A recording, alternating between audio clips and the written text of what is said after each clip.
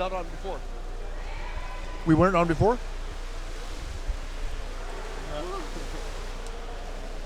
I'm joined here by Fabian Wadele, and the microphone was turned off here, but we're on the air, and Fabian cannot believe it. This is just incredible. We have told all the secrets of underwater rugby and our private lives and everything, and you missed it all. Fabian, how are you doing? Yes, now I'm watching the live stream, and 20-0. It's a very high end, and yeah, we talked many things, and now you can hear us. Yes. So you played in the U21 until last year. You're 21 now in Landskrona, but you've seen these teams before, like the Danish women up here, and you recognize them. If you're at a competition for a weekend and you see these faces, it sticks in your mind. Right. I play since 2013, and since 2014 the women teams played at the EuroLeague, Euro Championships, and I think it's a very good way that the women can also play there, and it's very cool that so many players are here in Norway, and I think it's a good way. So just now Fabian was explaining a special rule in Germany which is worth mentioning, that we missed some of the conversation we had, but let's go back and visit this again. There is a rule in Germany that disallows anybody under the age of 15 from competing in underwater rugby competitions in Germany, which means that the development of the players is badly delayed, and Fabian doesn't think this is a good idea, and I don't personally see any reason why a 14-year-old can't play underwater rugby. That's right. I think the problem is also here on this competition.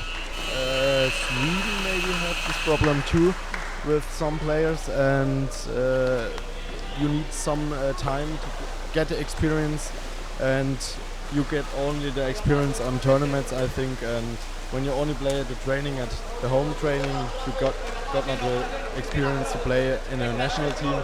And yeah, you have 3 years, then you can play in the national team, but it's cooler than you can play 4 or 5 years, because 1 year you not the main player, in the second year you may be the main player, and in the third year you can play and you can make the goals, and then it's finished. It's very sad. So right now in your own career you face the situation that you finished your U21 career and you look to German national team, and that's hard to make that team. That's right. We have many players. They want to get inside the national team, and you have joined the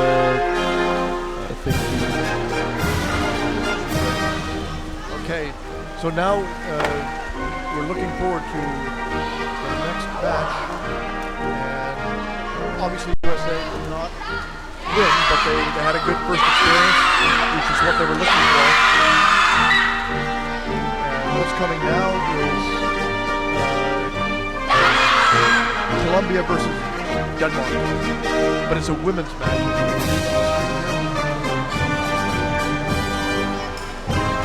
Colombian women are the favorites, I think. Don't you think so, far? I think so too. Last year they win 21 against Denmark, but maybe it's a special event like Turkey against us and they win. I don't know. I think it's not unfair to say that if Denmark can hold a score under 10, that would be good. Yeah, that's right.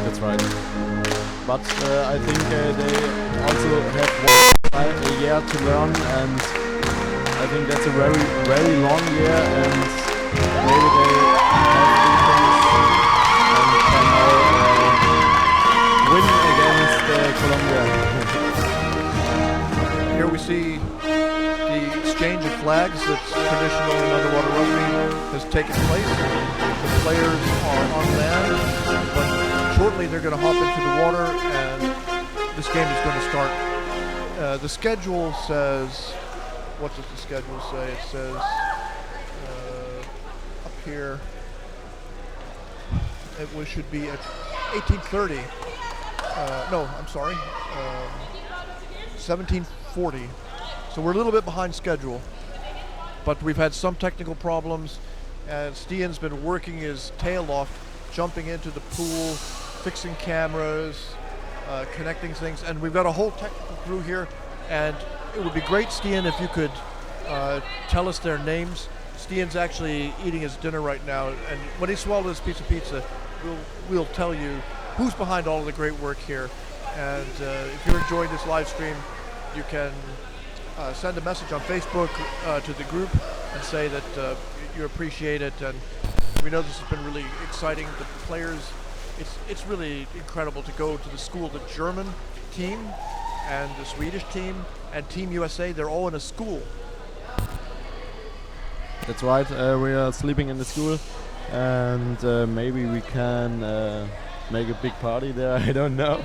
I hope we make some friendships there, and yes, and then we can play on tournaments like Firenze Cup or other tournaments together. Good idea. The school itself is quite interesting because it must have been built during the Cold War. All the doors in the basement are like in a bank safe. Have you gone downstairs? You didn't go down. No. Okay. But it's one of those buildings that nobody would spend that kind of money to build a building like that today. But you could be safe from nuclear war. Oh, okay. Now, well, as safe as you can be. Anyway, action has started here. Colombia versus Denmark, and Colombia has the ball immediately, and they're coming over. They're passing over to the left side.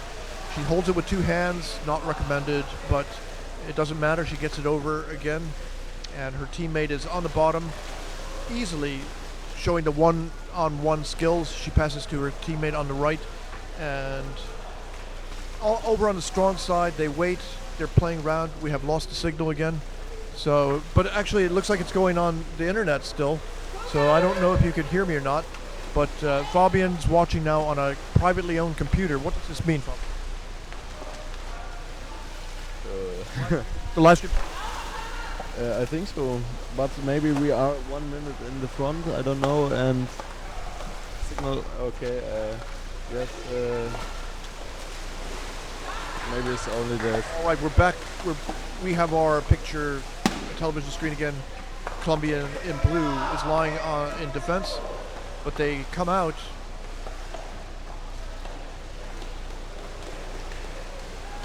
So Denmark and Colombia, a scoreless game so far, but we haven't been playing very long. 13:30 showing on the clock. Colombia scores. It was an open goal there. Fabian, what happened there? The goalkeeper wasn't there. I think they are playing too fast in the front, and then nobody is in the back, or they change too fast. I don't know. There's a word in German, kaputt. The defense was kaputt there. There was no. What is the word? Kaputt. I don't know. Kaputt. I think. Too strong a word. Yes. Well, let's say there was a hole in the defense, and Colombia immediately took charge and put it in.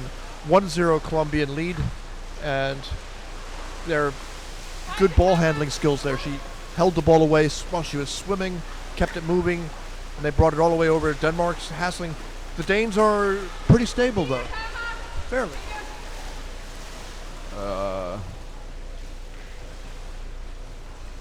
Fabian's not going to agree with me if he's questioning it, so we'll take that to be no. Fabian doesn't think that they're in a stable situation, but I think with when you consider 20-0, there was shoulder in the basket there. That could have been called a penalty. So a Danish player from above plucks the ball, but then she passes it straight to a Colombian, and the Colombian player comes in from above. She's looking for a pass. She doesn't find one, but she has a teammate. They pass it back and forth. The back is on the bottom. She sticks out her hand, interferes a little bit, but it's not possession of the ball. Now the backs are gone, and Colombia's got the goalie by herself. and this will be a goal soon if they Danes cannot shore up the defense. And they've got the goalies back, and luckily she survived that. But now a Danish ball, they have a chance to swim to the other side if they can keep the ball. That's a really big question now. Indeed, they lose the ball, and Colombia has stolen the goal, and it's now 2-0. That was a classic. You lose when you get the ball. That's right. They fight very good in the back, and then the way to the goal, and you lose it. Then everybody is swimming up, getting air, and then you don't think you lose the ball so fast. Then that's a problem. Yes. The transition, which is dangerous, and you have to clear your zone, and somebody doesn't make a good pass because they don't see the people who are coming in from above, and then they lose the ball, or it's stripped away by somebody, something like that. Colombia now, very solid defense. They're easily getting a lot of air before they go back down to the basket here, and they steal the ball, and they're going over. This is conditioning also. Their conditioning is superb. You don't see any sign that they're struggling and swimming fast all the time. That's right. But I think the game is fast and then maybe slow, and at the moment it's very. I can't see the ball, and it's on the top. Okay.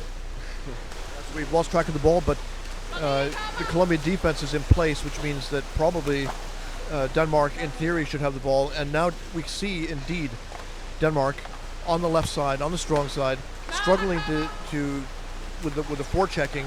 She dumps the ball down, and it's picked up by a Colombian player. No, they struggle for it. It's a contest. Who's going to get to the ball first? Denmark.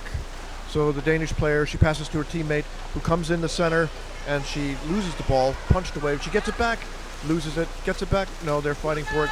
And it's Colombia. Colombia headed on the right side, and the ball bounces away. There are no Danish players to get it there. And now the first forechecking comes in. She is got an arm, and that's all. Now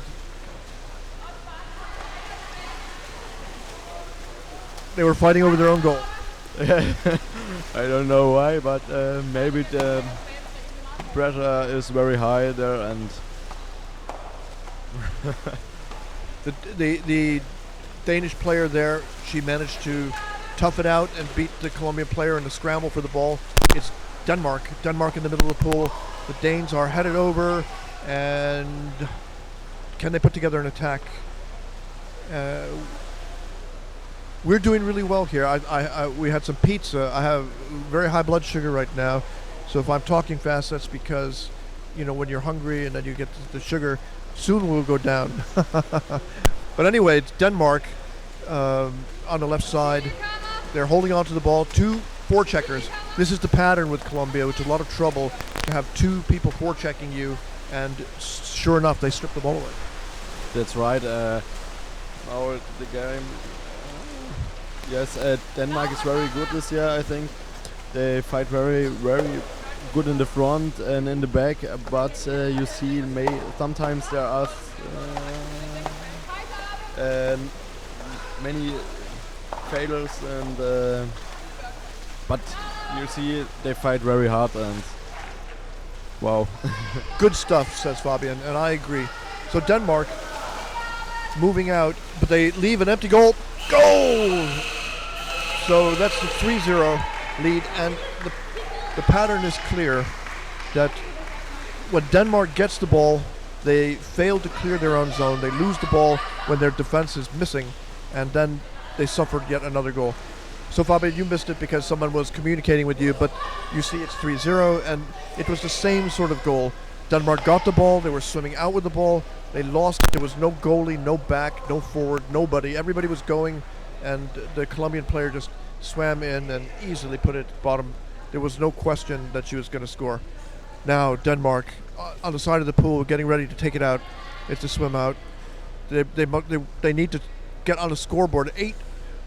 8.5 minutes roughly remaining in this game, and they could. Do you think they will score, Fabian? I hope so, but I think when they fight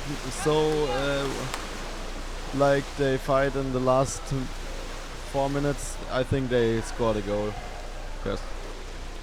I like that. That swim out was really interesting because she swam on the surface and she had the ball up in her hand very high, and it was actually almost, it was out of the water halfway, not completely, but it was a fast swim out, and there was a lot of energy in it. I don't know who got the ball beneath, but what do you think about that? That's a good approach sometimes.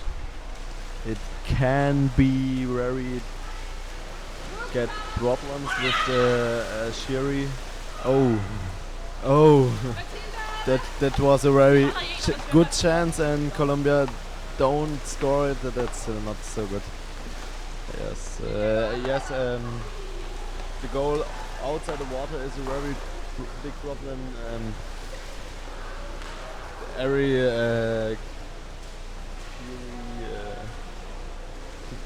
Could be called also as a water, but anyway, the thing is, just now, Colombia had a fantastic chance to score a goal, and she hit the rim of the basket, and now she just feels just terrible, and actually can disturb a player's playing, because after you do that, you can't think properly for at least a minute.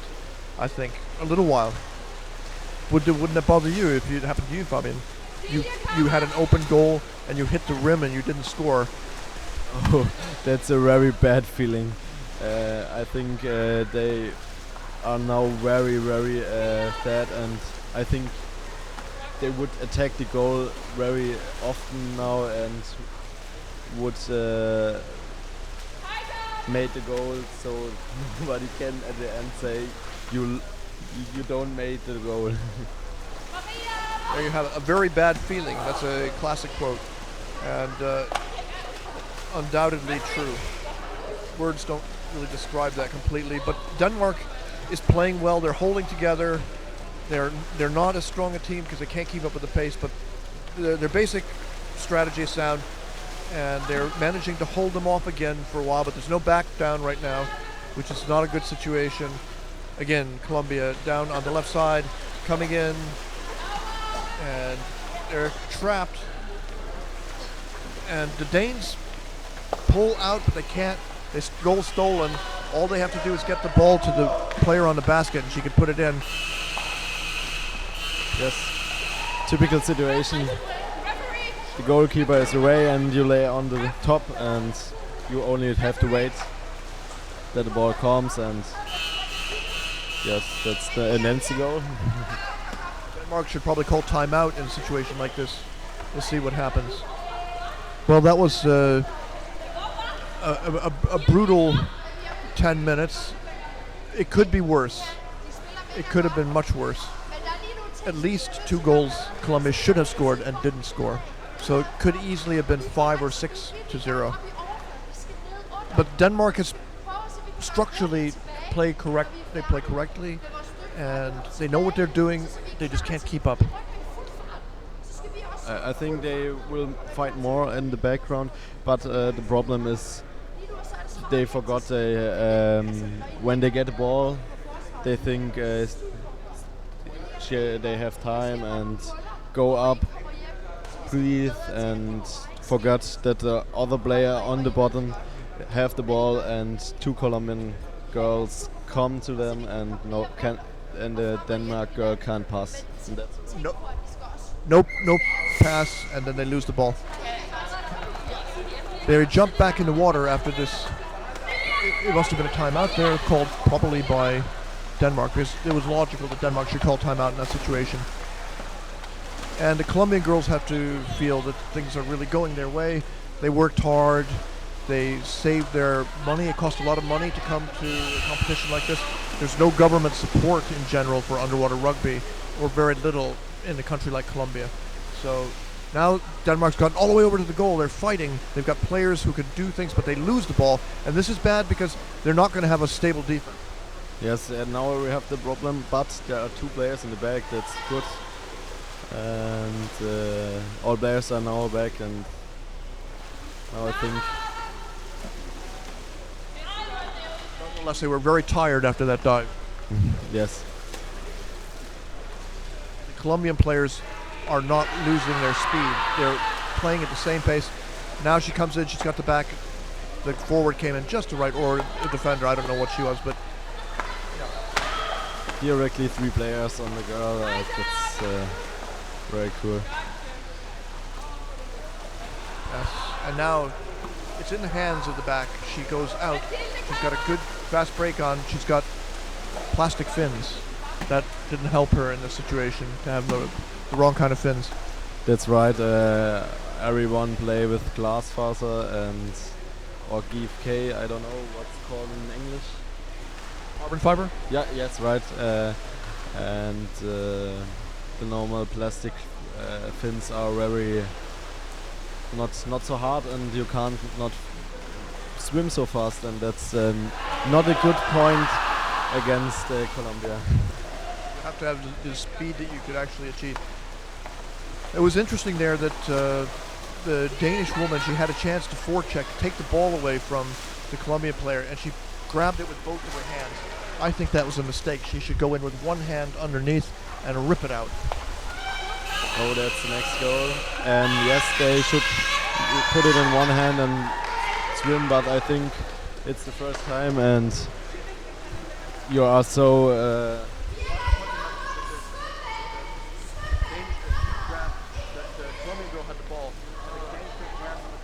Two hands. I think she should have grabbed it with one hand and go like that to get it out.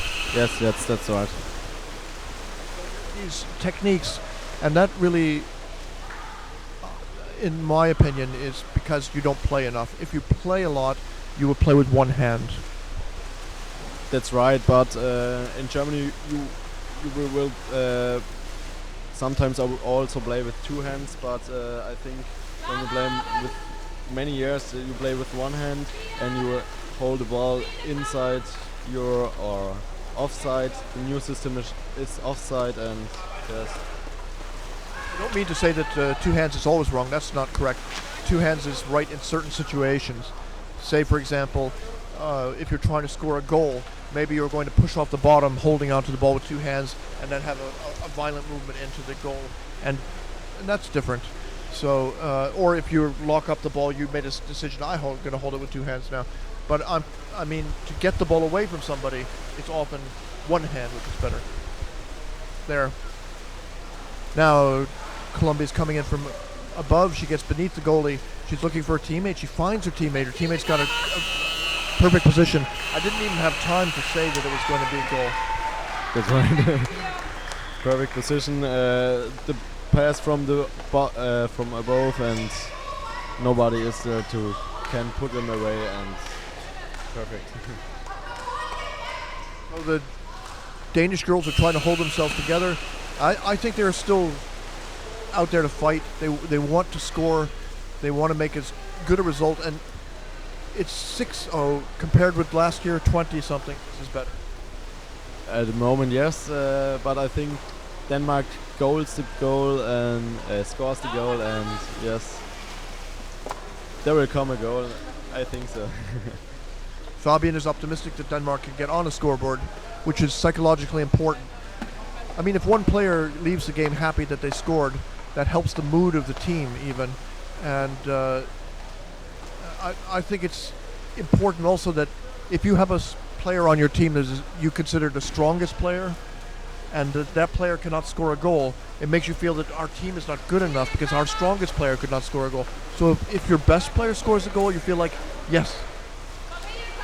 I think the team is not with the best player. I mean, the player that you think they often score in practice. So. I'm not so thinking about the team because there's no best player whose goal score. It's a team effort. Yeah, right.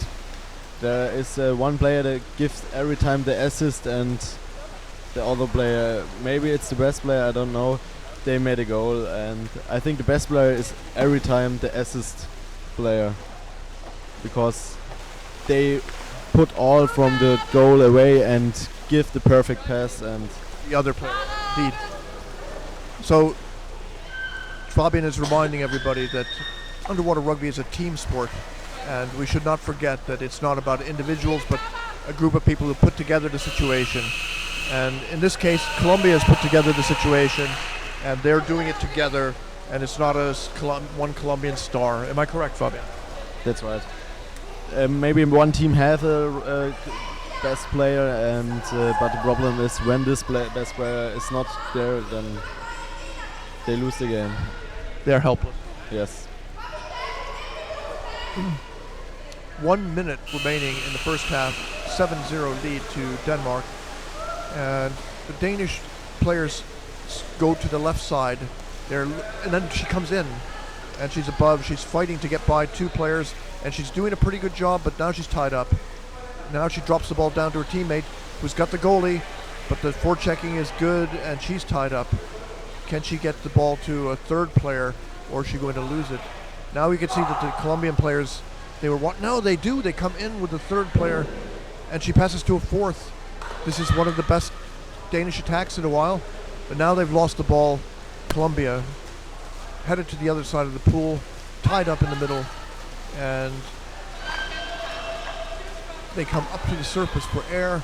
They're going to shoot down, or they pass it down. So, do you like this going up to the right side and pass back to the center?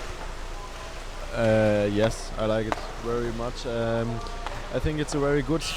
You can bring the players in different positions, so you can maybe make a condor, or I don't know. You have more place in the pool, and the pool is not very deep here, and I think that's the only option. To go in the center. Yes. Yes. So there you have it. It's halftime here in Sandefjord.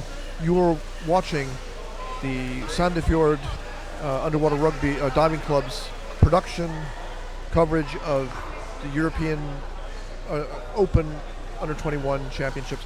I don't know. They have written the word junior. Officially, it's called the Junior Championships. I don't like that term myself. I prefer Under-21 because junior, it sounds like then you have to say the seniors. But I don't know. Under-21, you can have under-23, under-18. It's better for the description. The players are swimming to the other side of the pool, and it's dark outside now. It's winter in Norway, but there's a lot of snow on the ground. And Fabian, you brought your skis with you? No, but it would be a great idea. We're not very far away from the school where we're staying, so you could ski it, but there's snow everywhere. It's beautiful. And now we're looking at the Colombian bench here at halftime. They're very relaxed. They're laughing. This game is in the bag, of course, and they have a water coach. He's smiling. They're quite strict, the coaches in Colombia. They demand a lot of their players to play with the system and to do the things that they do properly. It's not a lot of individuality. Of course, there are individual stars, but everybody's supposed to work for the system. Fabian has no comment to this. This is too obvious. Don't say such obvious things and then ask Fabian. He's not going to. Well, what do you say here, Fabian? You hold the microphone and you tell us what's going on. Right. We now see the Denmark trainer. I think they discuss about the problems in the back and in the front, and maybe they will bring some information that you are down when you pass, and yeah. I think the coaches of the Colombian are very funny because of the pink shirts.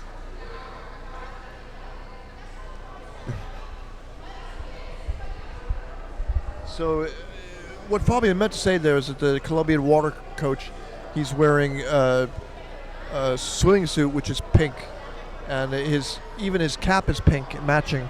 And I think they're produced by Gusebro, the Colombian designer, Pacho.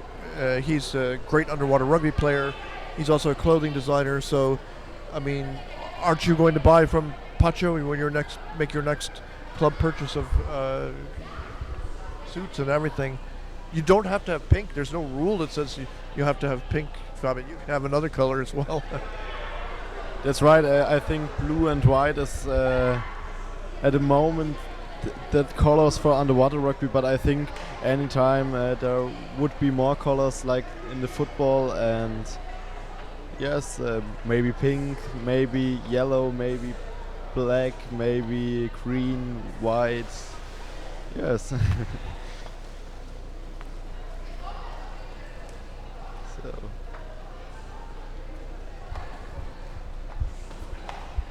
Yeah, so since the outcome of this game is really not in question, we'll of course cover it when it starts again. But I just want to ask you, Fabian, how much does it cost to play underwater rugby in Germany? What are the annual costs for a player? The costs are the many time, and you have to pay the kilometers you drive. Yes, I think how often you play. Maybe when you are under 21, you can play in 2 teams in Germany. So you can play in the first Bundesliga and in the second, for example, and then you drive to Bamberg or to Malch or Freiburg, and it's very long and expensive ways. So the sport's you don't consider it to be a cheap sport by any means, no. Now that we have started the second half here, no score so far during the second half. Colombia with the ball coming over. Of course, it's easier for Denmark to defend after they've had a rest at halftime, and it will be interesting if they can lose only 14-0. That's still not too bad. Can they keep their energy levels up? That's the question. So that's right. Colombia coming in from the left side, pass over to the center. She's coming over looking for the goalie's back. The goalie spins round and gets her hands on the ball. She's going to take the risk. She's doing the fetal position, and she manages to get it out and pass back down to the goalie. That's not a good recommended. That's the sort of thing that I would do. That's not correct. That's right. Never pass back to the goalkeeper. Unless you're Colombian, then it's okay. So if you're Colombian, you can get away with these things because people are moving really quickly and they see each other. They make eye contact first. Oh, fast break, one-on-one. She's got the goalie's back. She lifts the goalie off, and somehow it doesn't go in. It's another unbelievable miss. So Colombia should have at least 3 more points that they have not gotten. That's right. That's a goal, and yes, I don't know why they score this goal, but maybe now. No.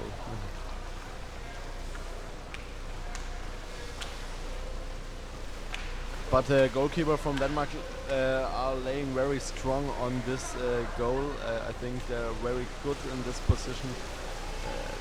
The Colombian girls have no chance to get this girl outside this goal.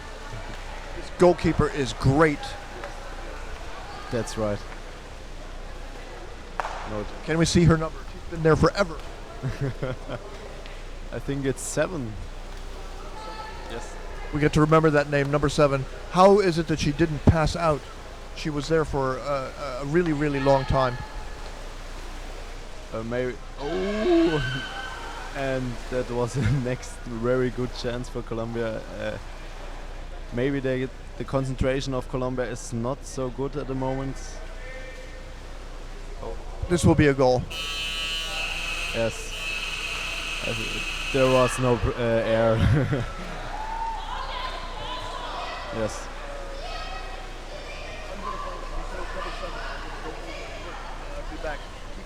Keep talking, Fabian. Okay.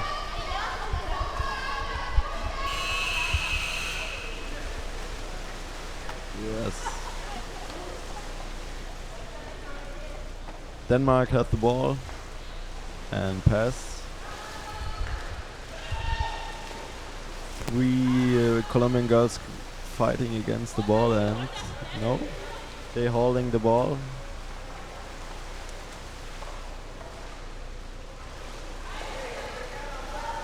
No, maybe that. No, they don't swim to the goal. I think that's a big problem of Denmark.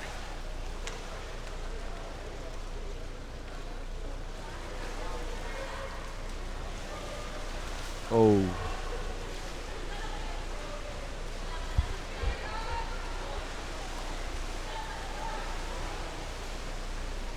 And Erling perfectly now with. They see the girl, but they pass wrong, and now the ball goes.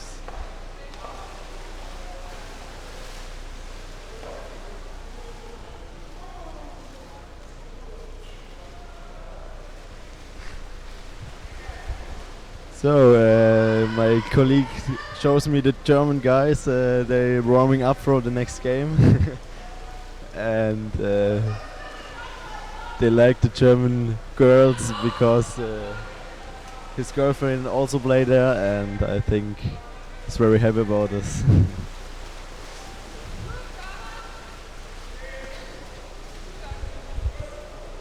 We see number 7 there. So I think Denmark only have 2 goalkeepers there, only on the top and not on the front, and that's a very interesting system. And yes.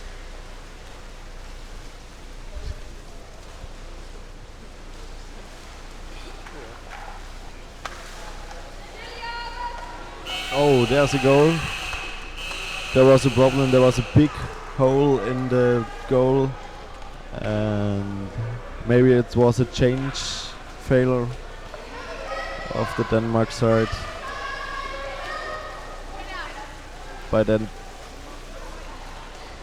don't want to give up this game and fight for the goal, and that's very cool.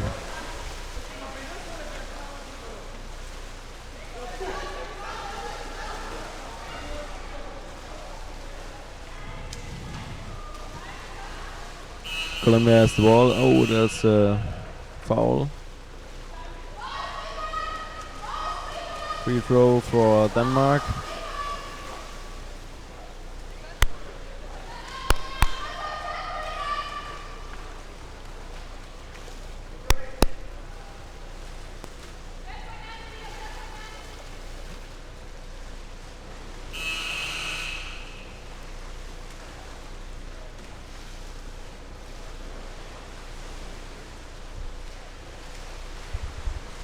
Okay, they lose the ball and the free throw, and it's the chance. No.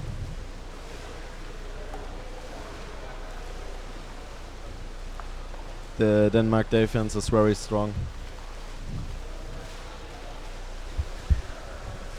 and that's a chance. No.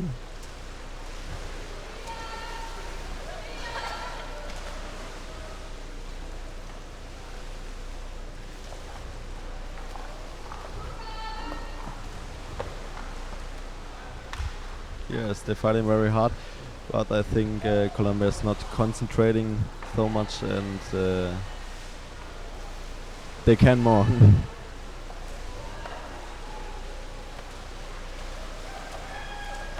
And there's a chance. Yes, that's a goal. 10-0 for Colombia. Very cool.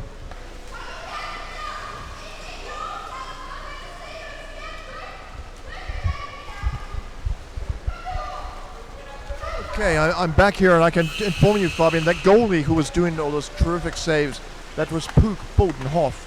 And actually, I wrote a whole article about Puk Bodenhoff, and it's really incredible. But her father gave 50,000 Danish kroner to the Danish national team so they could go to Cali, because they didn't have any money. They only had, in total, 100,000 Danish crowns from the federation. The federation didn't like underwater rugby very much, and 100,000 Danish crowns, that's not that much money for a trip to Colombia. That's like 10,000 euro. So with only 10,000 euro, the men and women's teams were fighting for the, who was going to get this money. And then Puk Bodenhoff's father said, "Look, my company can give 50,000." And the Federation of Denmark, did they write a letter to thank her father for this money? No. Oh my god. It didn't even send a Christmas card, no thank you note, no email, no telephone call, nothing. It's like, okay, so what? That's very sad, I think. It is sad. And I have already told the story in the writing in the article, but I thought I would share it with you, Fabian, so that you would know how brave these Danish players are, that with no money, somehow they made it. Like the Colombian players, it's hard when there's no money. VDST is a more responsible organization. There is a structure, people work, they have a good website. Oh, another goal. So Colombia is now leading 11-0, but it could be worse. Yes, that's right. We need more sponsors, I think, on this sport. And the live stream and the pictures, major teams, commentators are one way to get these sponsors, because they see what advertisement they can place, and I think that's a very good way to get sponsors on this. You have a blog yourself, very nice blog, I would say. And how often do you update it? I don't update it so much, but because I'm programming at the moment on a result program for underwater rugby, and that's the next goal for F0 now. So, for you, those of you who don't know, in Germany there are two. I know two primary sources of information about underwater rugby. One is Hannes Hoffmann's underwater number one, UWR1.de, and that is a very informative site, even for a foreign player who doesn't speak German, because you could just Google Translate or click Translate and you can see more or less what they're saying. They have a very good forum. Hannes doesn't write so many articles, but it's a site that's full of information, and it's well trafficked. It has a lot of traffic. And then you have your blog, which is, okay, you don't get paid, so you do, cool stuff. It's about cool stuff. That's right. UWR1 is, in my opinion, one of the best sites over UWR, because you can get all information over events and can discuss there about new rules, or can discuss about the Euro League. And yes, I think there was a new way, and I saw the option, and there was first a blog about my club, TC Offenburg, a small village in Germany, and I read only articles about them, and then I said I want a big blog, because I visit so many tournaments and not with Offenburg, and yes, then I created this blog, and now oh my god, there was one more chance. Yes, I made video blogs because I think there were no videos, and next goal. But that was great defending by the goalies. The Danish goalies are hot stuff. You know this expression, hot stuff. They're good. Yes. I like the way they spin.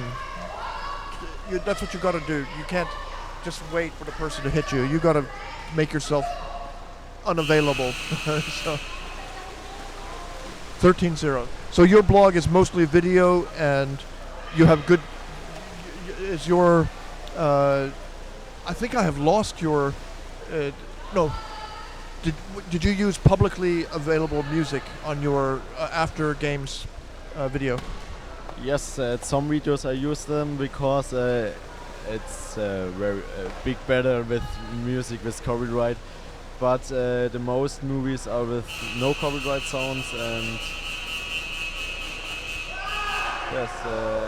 No goal holding. Yes. Yes. But the copyright problem is a very big problem, and yeah. So there you have it. Check out Fabian's blog, and I'm a big fan ever since I discovered it, and even though I don't know German. It's now 13-0. Colombia has a quite overwhelming lead with less than 4.5 minutes left in the game. Colombia's coming over and trying to score again. The Danes have really put up, in some ways, a really great struggle because they have stopped the Colombians from scoring over and over and over again. But what the problem is, when they get the ball, they cannot clear the zone. So they get about 2 or 3 meters from the goal, 4 or 5 meters from the goal, and then they lose the ball and they're back on defense. That's very tiring, and it just means that you're going to be suffering these problems. And they should have been a goal again, but the goalie is just too clever. Really good, and they have her now. They should score. It's was it a goal? No, that wasn't a goal. That was a foul because the Colombian girl of the other side without a ball pressed the goalkeeper up, and that was. So it was contact without possession of the ball. That's right. I thought maybe they would call it wedging or something like that, but no, it was. Now Denmark comes in on the right side. They have a good position on the goal, but can they keep the ball? If they don't keep the ball, they're not going to be able to get any rest. Offense is the best time to rest. That's right. I think so too. But some players say defense is the best way. I think it's different. When you have the players, they are very fast and very good defense. You can wait in the defense that all players from the enemy is on your side, and you can then take a very fast goal. Oh wow, a speculative really nice pass over the top there, and she could have scored, but instead the Danish player ties her up. They head to the surface for another scrum fight. Good stuff here. Denmark is playing with a lot of spirit. That's right. 13-0 is a very high, and they also have the hope to score a goal. It looks like they're very. Oh, okay. That's they're tired, of course, and you can't defend at this rate for such a long time and not really be tired. And one of the things that you can see, if you've never been playing underwater rugby, it's a little hard to understand. It's like somebody is fighting, defending, and they do a good job, and then they more or less stop the player who's got the ball, but they don't stay to the very end of the fight, and they let that person have peace and quiet in order to pass to the next person. And that's because they feel like I fought, and then they just didn't have any more air left. They had to go up. That's right. I'm also a defense player, and you play in the front, fight, and then you lost the ball, swim back, and then you hope you can play the defense so good you can, but sometimes you haven't the air to protect your goal. I wonder where Stian is. We have to get him back on here.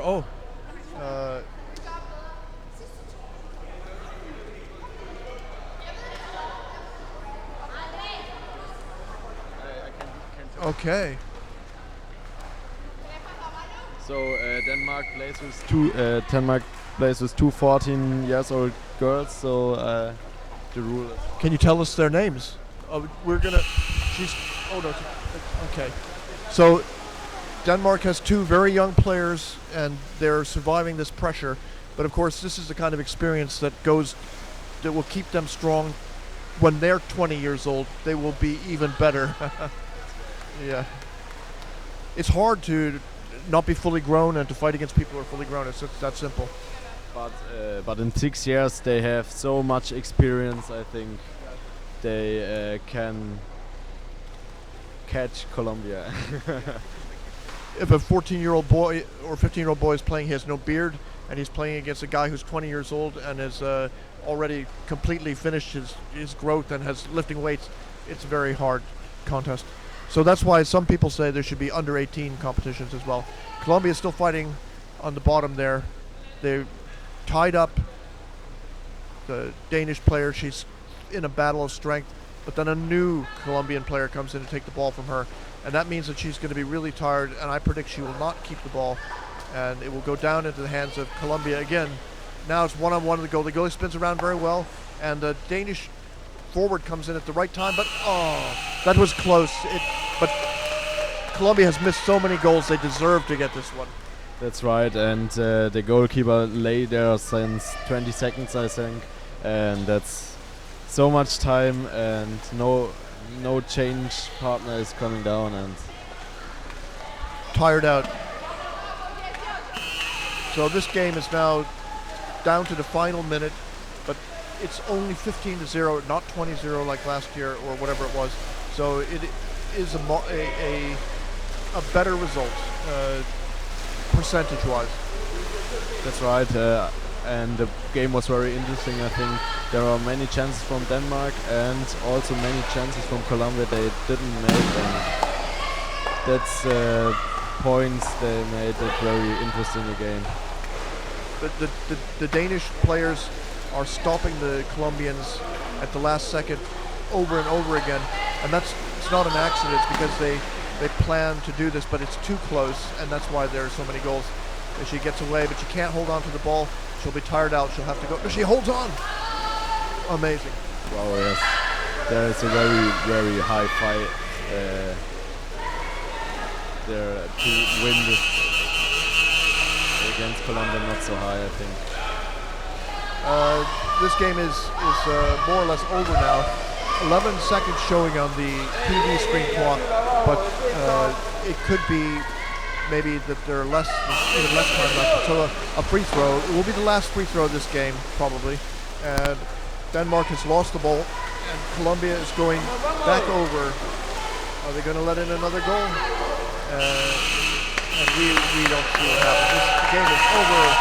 There it is. Colombia is victorious. And we got to find Stian. He has to do some work here. Okay. At the end, there was, I think, a big problem on Denmark's side because they had a free throw and they forgot the one player in the back. In the last 11 seconds, all player in the front. It's such a situation. But 15-0, it's okay, I think. All right, good work. What's next?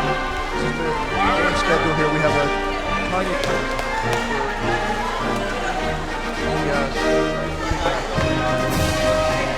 I have to stand up and I have to stand up and stretch myself, do a few push-ups, and I'll be back with you in a minute. Bobby, I'd love to keep talking right now if you want, or you can just occasionally go. Jeg er med! Hårdt man kan. Så kan godt være, at man ikke vinder. Jeg er med! De andre får respekt for en, og det er en hver i fred. Så gå ud, og så knæk den. Jeg er med! Spred løs. Det kan godt være, at de store og de stærke, og det kan også godt være, at de har godt for lang tid. Fuck dem. De skal fandme ikke lade knæk. Ja. Kæmper, vi husker på det, vi har snakket om derinde. Tænk over det, snart at visualisere derinde. Tænk over det. Husk at dykke på hinanden. Hold jeres pladser. Vi har en hård kamp, det her. Danmark Deluxe! Danmark Deluxe! Danmark Deluxe! Danmark Deluxe! Danmark Deluxe! Danmark Deluxe! Danmark Deluxe! Danmark Deluxe! Danmark Deluxe! Danmark Deluxe! Danmark! Hvad kommer vi for? Sejr! Kom så Danmark!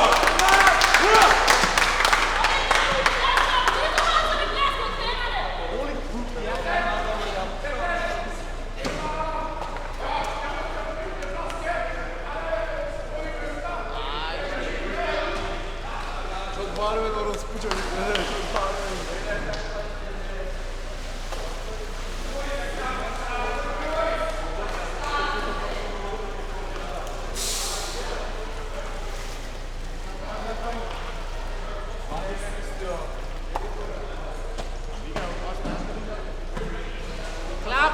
Drenge, klap!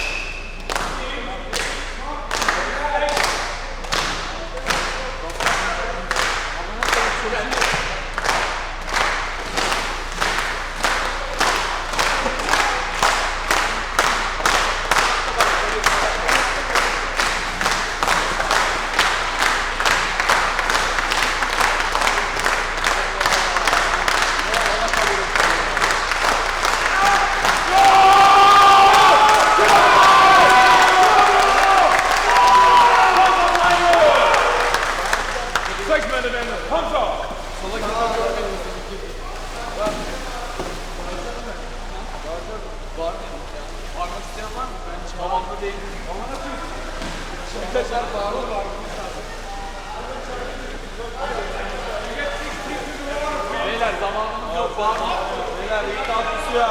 İlk altı hemen suya. İlk altı hemen suya. Aynen ilk altı. Almanya ilk altı.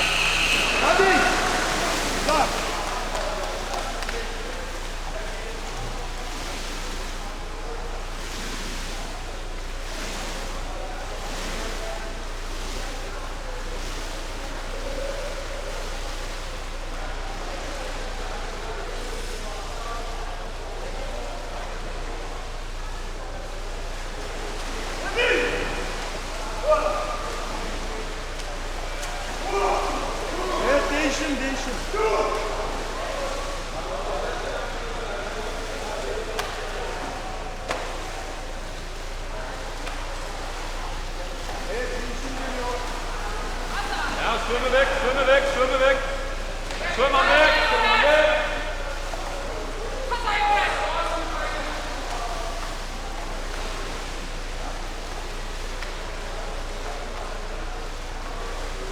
Var klar på Jonas kommer, var klar på Jonas kommer. Hadi beyler! Sådan er der. Hadi lan!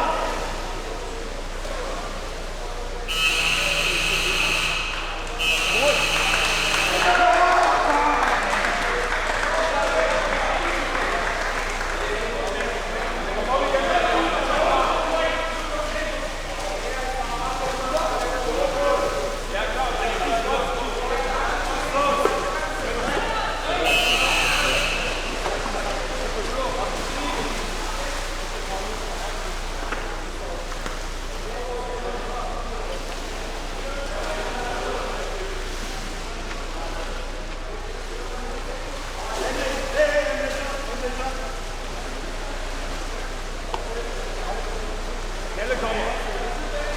Prøv lige at se, om vi har en masse. Det går, at den er gået i stykker.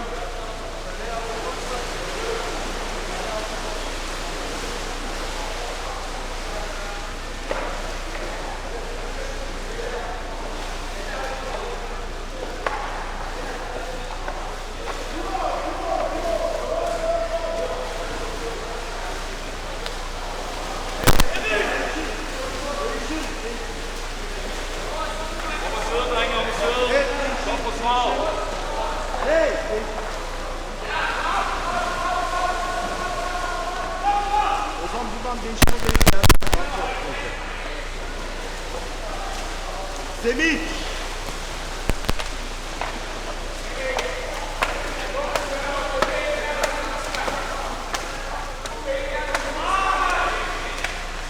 Hadi Berkay, hadi Berkay, hadi Berkay.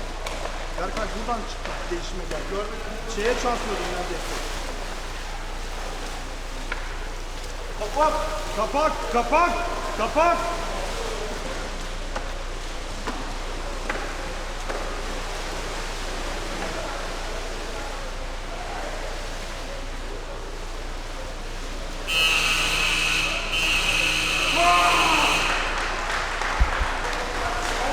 Okay. Sorry about that. A little technical problem here, but it's resolved. You're watching the Under-21 European Championship from Dagotien. This is brought to you by the Sandefjord Diving Club. We're 3 minutes roughly into the match between Denmark and Turkey. Turkey's taken a 2-0 lead, and there's a timeout probably called by Denmark. So the situation is looking tough for Denmark. The pattern so far has been that the Turkish players have outmuscled the Danes, and there's of course technique, but a lot of it is technique plus physical strength. They're able to just remove the ball so that the player who gets the ball can't hold on to it. I mean, Stian, you wait till you see. Stian is back. He's getting a little shot of chocolate, and he's going to be giving us some comment in a minute. But were you watching the match over there, Stian? Okay, Stian was working, streaming there for a while.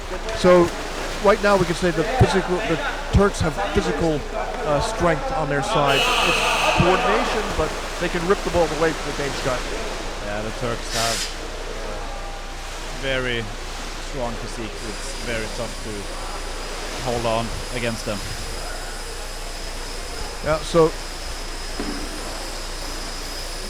that sound there is they're filling up the referee's air tanks, and now it's Turkey coming in on the Danish basket.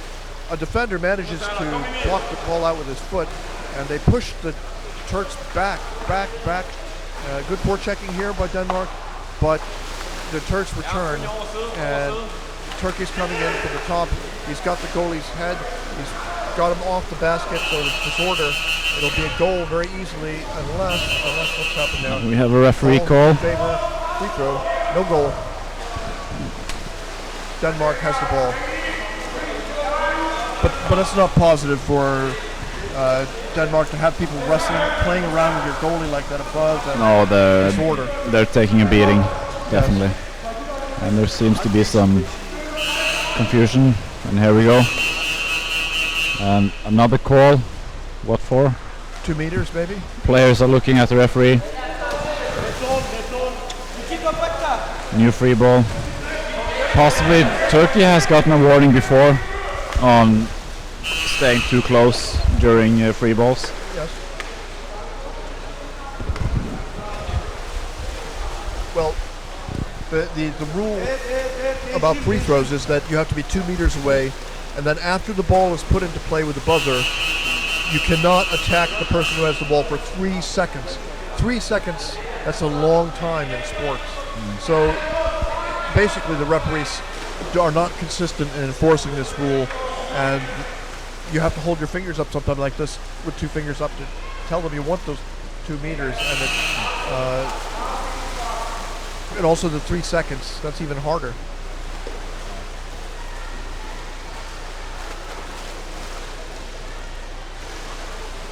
Denmark and Turkey in the middle of the pool in a contest for the ball, which goes Denmark to Denmark. Gets in. They come in, Tries to get the ball down, but and they've got 2 players on the left side waiting, but that's too much. Okay, it would have been great if that player could have gotten the ball, but when that didn't happen, he should have swum out immediately to the other side. the Turkish defender is paying attention, so he gets the ball straight in his arms.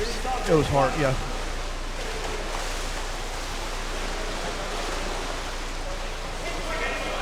Oh, Turkey with the Danish ball. player not paying attention, and Turkey has the ball. Pass, counter-attack. Danish defense is there.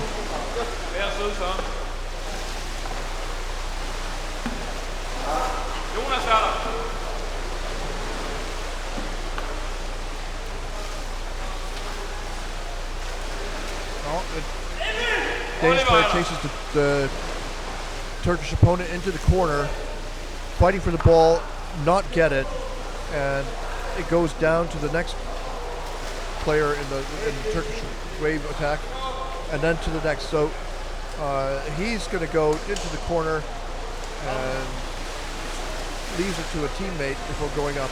Well, Turkey can really afford to be careful with the ball now here and delay. They don't have to make attacks which risk. No, they're not in any rush at all. They're not in any rush, no.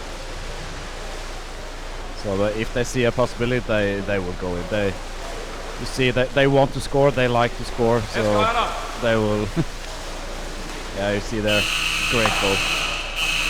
That was you could see that coming. I know, I could feel Stian saying, going to be a goal, should I say anything? But you didn't have time, really. Neither did I, because it was obvious when you get the goalie's back to that degree with no back or forward on you, and you're big and strong, you're going to force the goalie off. It should be like that. And let's see, the player who scored was number 10. His name, Emre Can Argan. Pronunciation probably way off. And we have again an open goal.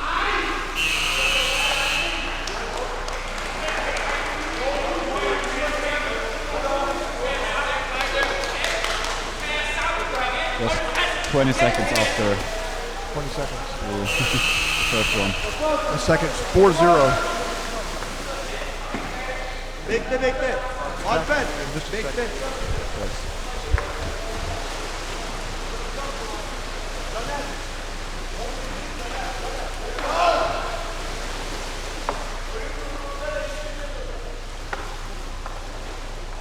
And now Denmark's having a hard time keeping the Turkish players away.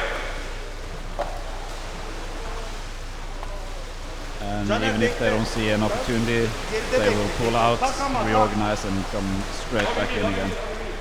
And they're so strong and in control of the ball. It's very hard to get them away. Let's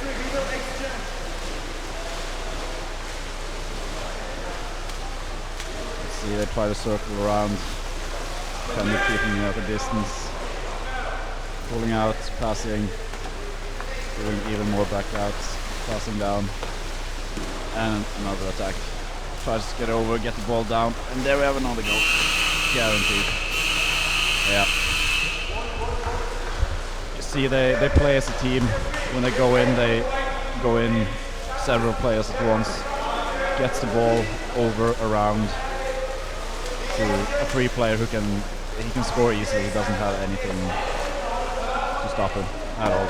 So Denmark, who beat Finland rather easily, is going down to Turkey in a similar, even worse fashion. Really. Yeah. No, but similar fashion. And that means that we're seeing the final standings starting to emerge, getting a feeling for it. Definitely. What can happen. We're just halfway in the first half, and it's 5-0. This is going to be huge numbers. Given that these are men's teams and they shouldn't be allowing Turkey to be physically so dominant over them, it means that the Danish guys, they need to go to the weight room if they want to compete. Well, yeah, they need to train, and I mean, maybe they lift weights, but they're not lifting weights, powerlifting, the way these Turkish guys are. Because that's explosive energy to come off the bottom and hit the goal. And you have to have you have to be in the gym to some degree to do that. Powerlifting or CrossFit, something like that. Because I know the Australian players. an open goal, and there it is. The Australian players, they know now that they cannot play after Cali. They know that they cannot go without bulking up to some degree. Even any kind of sport, you have to be in peak physical condition. Even if it's an endurance sport, you need to be strong. And just look at the Australian football, land rugby, anything. They're huge, strong, athletic guys. You were 6.5 minutes roughly left in this first half here. You were in Australia, and I don't know if you saw it. Did you notice that they were getting serious about strength training or conditioning? Well, I wasn't there for too long, so it's hard to say. Most people prioritize their swimming training. Yeah. Most of the pools in Australia were longer and deeper, and it's more beneficial to be a good swimmer. And they had the baskets up in the middle of the pool in some places. Well, I guess a couple of pools that are sloped. They had to do that. Not everyone. Not all pools. Not at all. So 6.5 minutes, a little under 6.5 minutes remaining in the game. Turkey is leading Denmark 7-0. I wonder whether the Danes will actually score a goal. When we were watching Denmark against Colombia, women in match 4, I thought that the Danish women, they had a chance. They could have scored if they had. But I don't know if the Danish guys are going to score. It's not clear if they can. I don't know.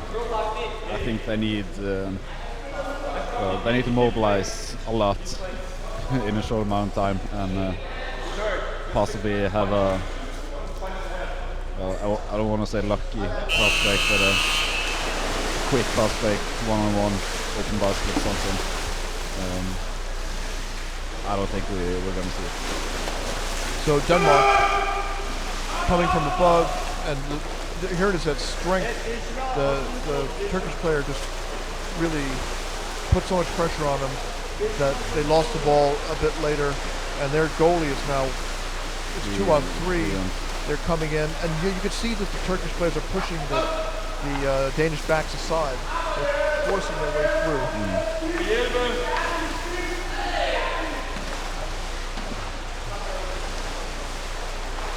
And now they have a clear route to get under the goal. They grab the goalie however they like.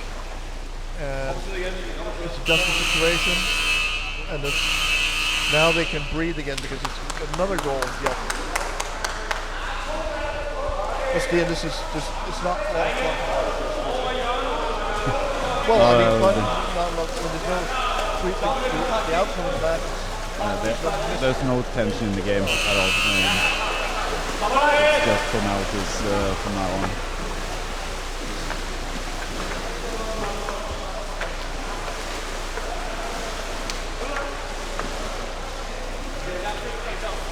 And you can see the Turkish players smiling, coming out of the pool, getting down at the bench.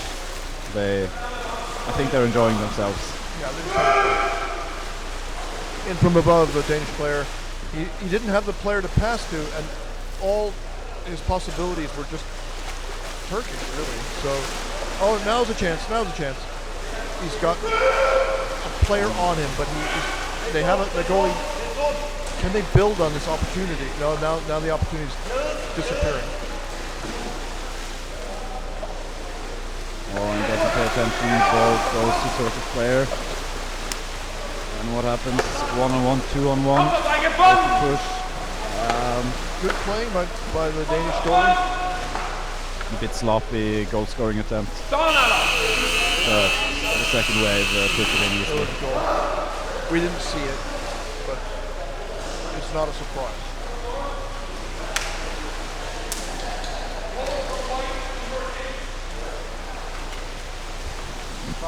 Oh, a new pizza here with hot pizza. Gotta go for it. Thank you. So we're probably going to talk a little bit less now as this 0-9 is not dramatic, but we'll.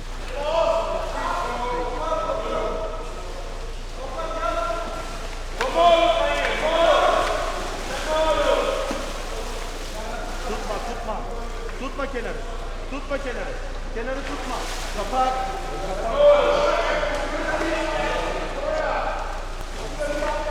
I think it's great, Stian, that Turkey is so strong because it really is a wake-up call for the Nordic countries that Turkey is coming, and it's not a matter of just being great again. It's going to be necessary to develop youth programs, otherwise there's no way to compete with them. Alper, yok Caner kapağa geçiyorsun. Suda telefon ver. O zaman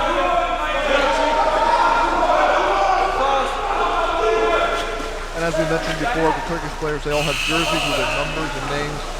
It's at a different level of commitment. A lot of people, they said, oh, it's open goal. Great.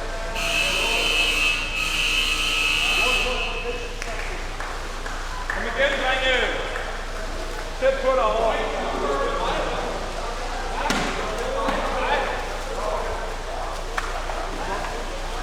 Does Akron have jerseys yet? They don't, do they? They do. They have a jersey. Well, jerseys don't make you a good player. It's not just having a jersey that does it.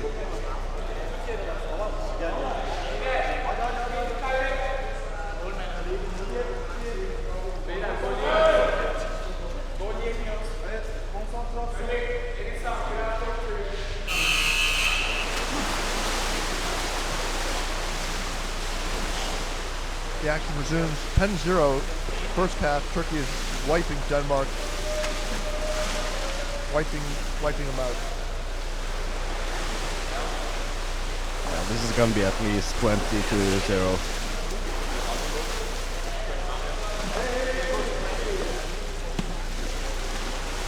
The Turkish players are not only stronger, they have they're good at reading the game, they're in the right position, they're doing the right things, and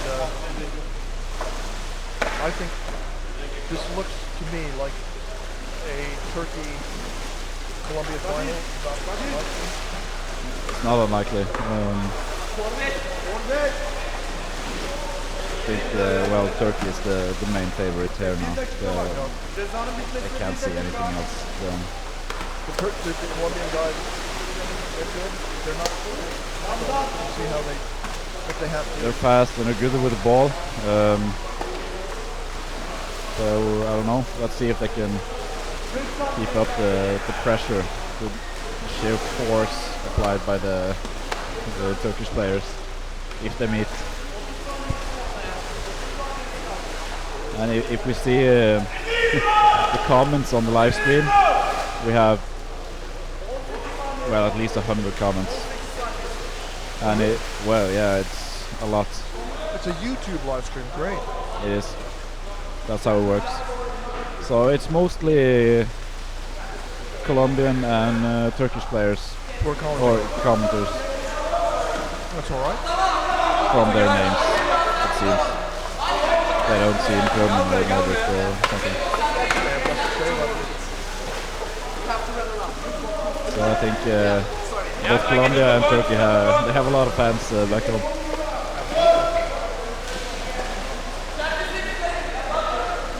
I mean, it seems like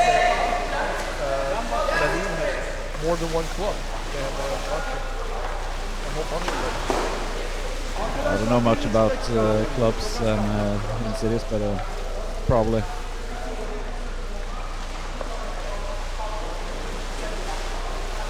The water's a bit dirty now, so that it's not your computer screen which is dirty. Your computer screen is probably dirty, but it's not only your computer screen which is dirty. The water is dirty. So wipe your computer screen. It will help, but it won't take away all of the fuzzy white stuff. Still, we have a pretty solid quality here, I think. Stian is. It could be worse. Could be worse. I've seen worse.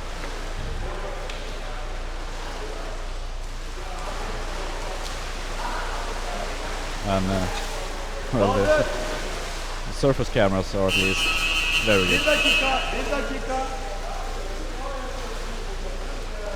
Free throw.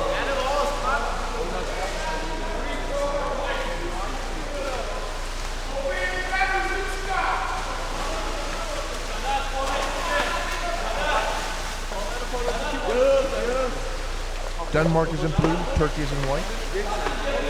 Denmark has 1 minute to prevent any further goals in the first half. Right now they're down 10-0. It's a shellacking or they're being dished out a tough lesson here.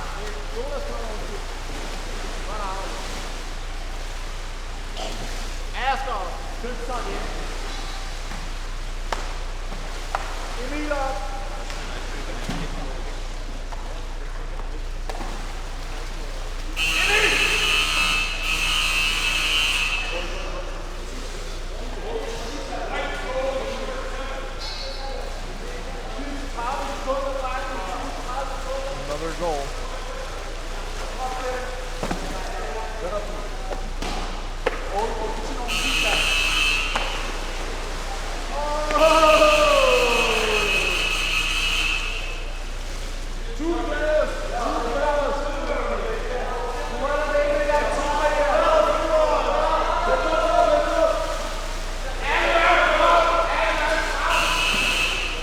Denmark puts a free throw into play. Danish player who got the ball circles around the goal to the strong side, and he's pressed until finally at last Turkey strips it away, takes it across the field.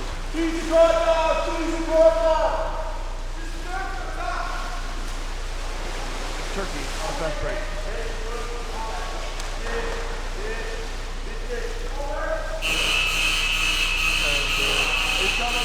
This is low. End of the first half.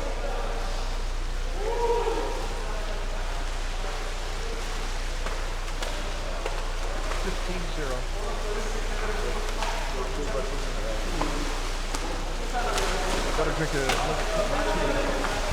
you want something to drink? I think I'm good.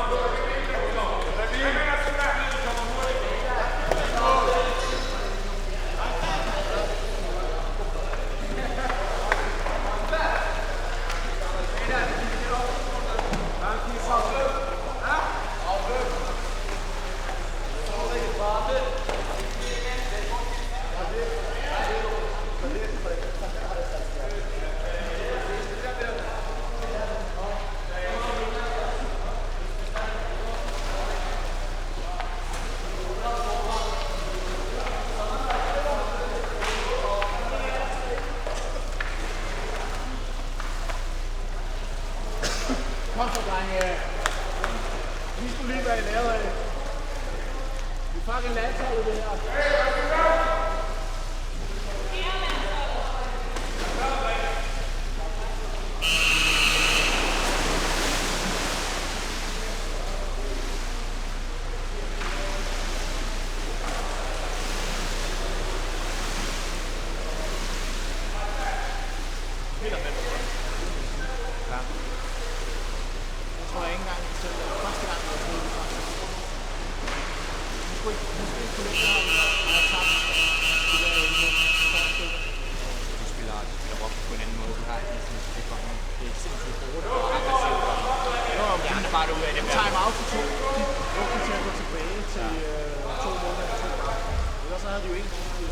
And we're on again. And we have a free throw for Denmark. Pass in the surface and immediately locked up by Turkish players. You can see that the live stream comment section is very active. I think we have somewhere over 200 comments, which is very impressive.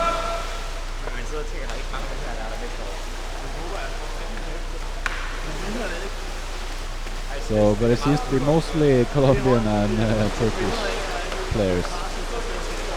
And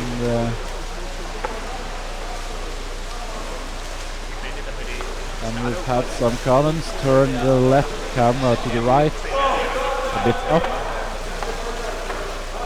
to get more view. Yeah. Let's see. Shift the right camera a bit to the right. And up to the left. Yeah, we can see that we have some trouble. We had some trouble with the right camera earlier today, so we don't want to mess with it more than necessary. But maybe we have time to check it out later. We'll keep it in mind.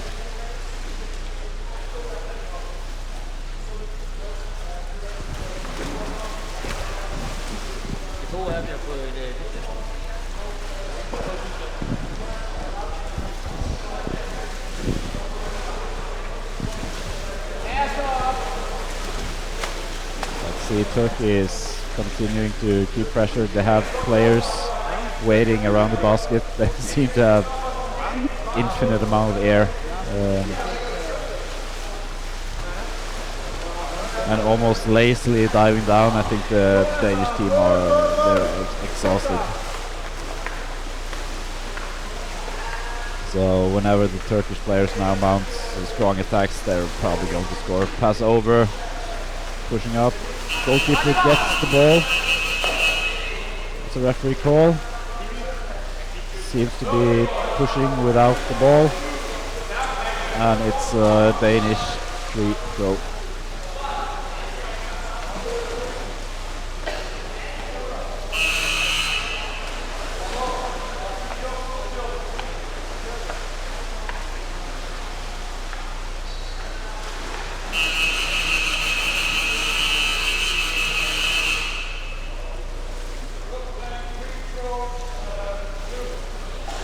And another Danish free throw. There's been a lot of calls against Turkey this day. So might be they're playing a bit rough, a bit violent, but their opponents never seem to be able to take advantage of the referee calls.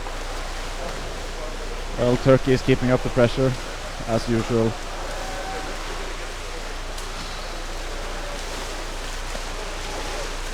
And Turkey gets in, ball underneath. Denmark locks it up.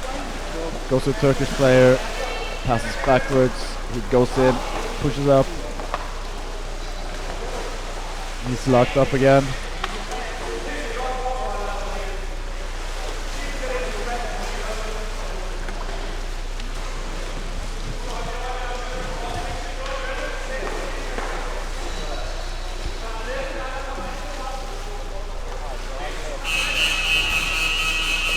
Hi Levi.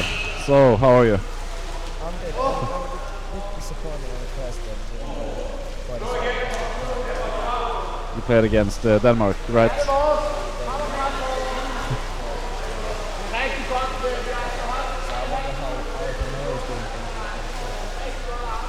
Yeah, To Denmark and then might be rough.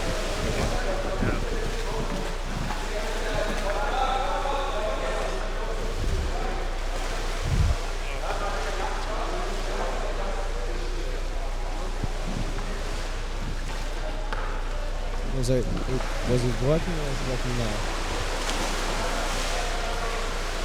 Shame. Oh. Myself back again.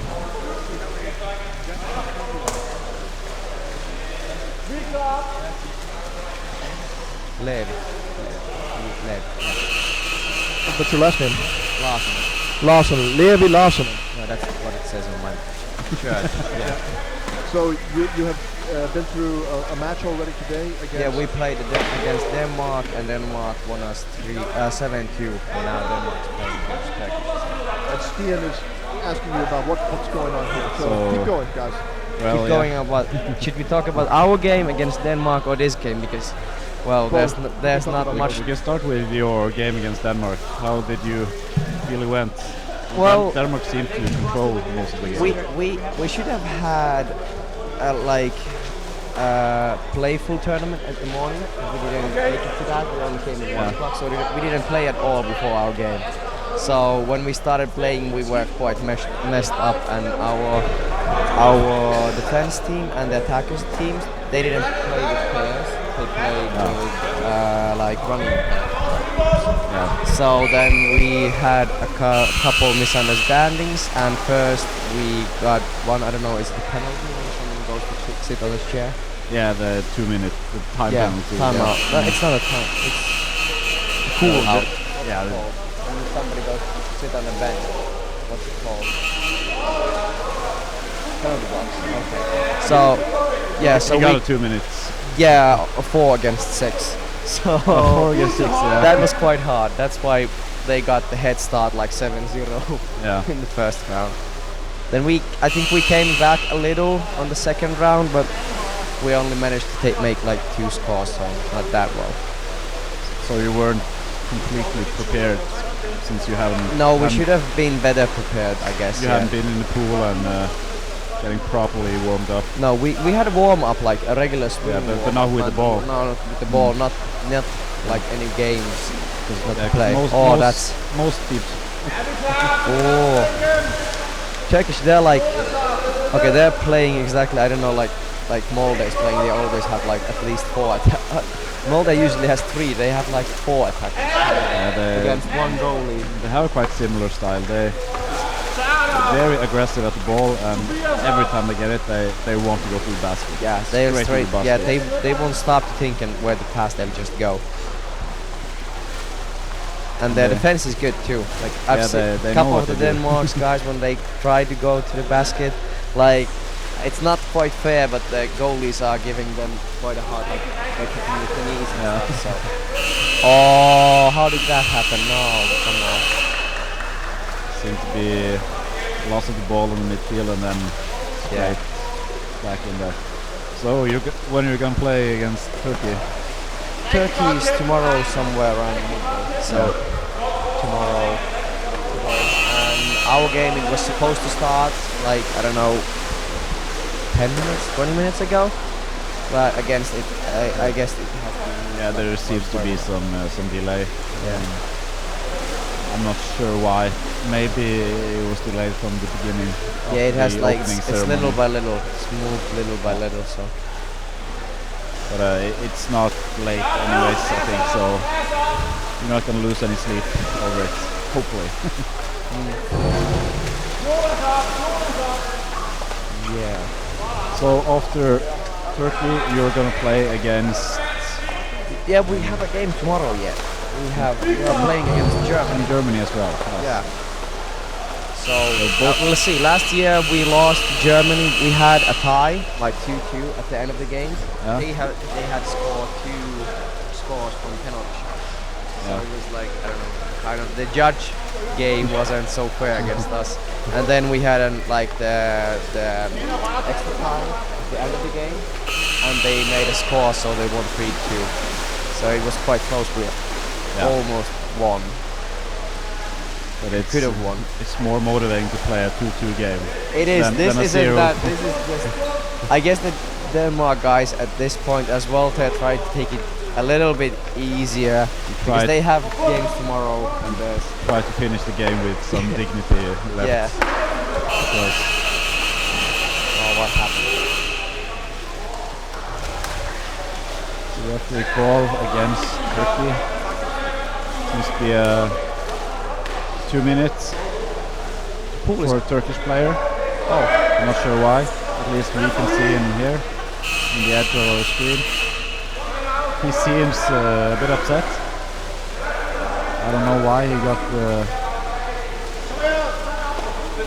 something. I don't know why there was something like holding or something like that.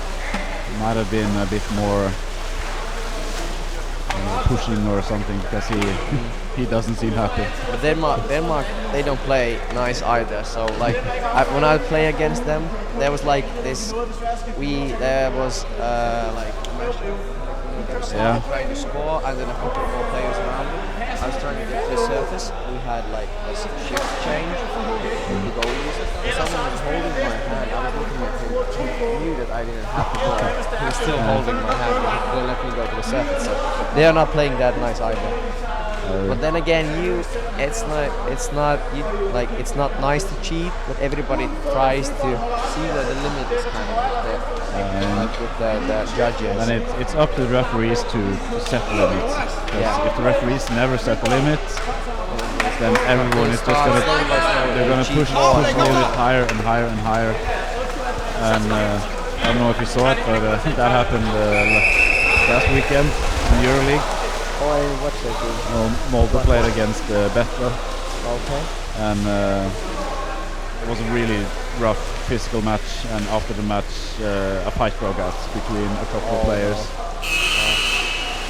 I've read some stuff like about previous games.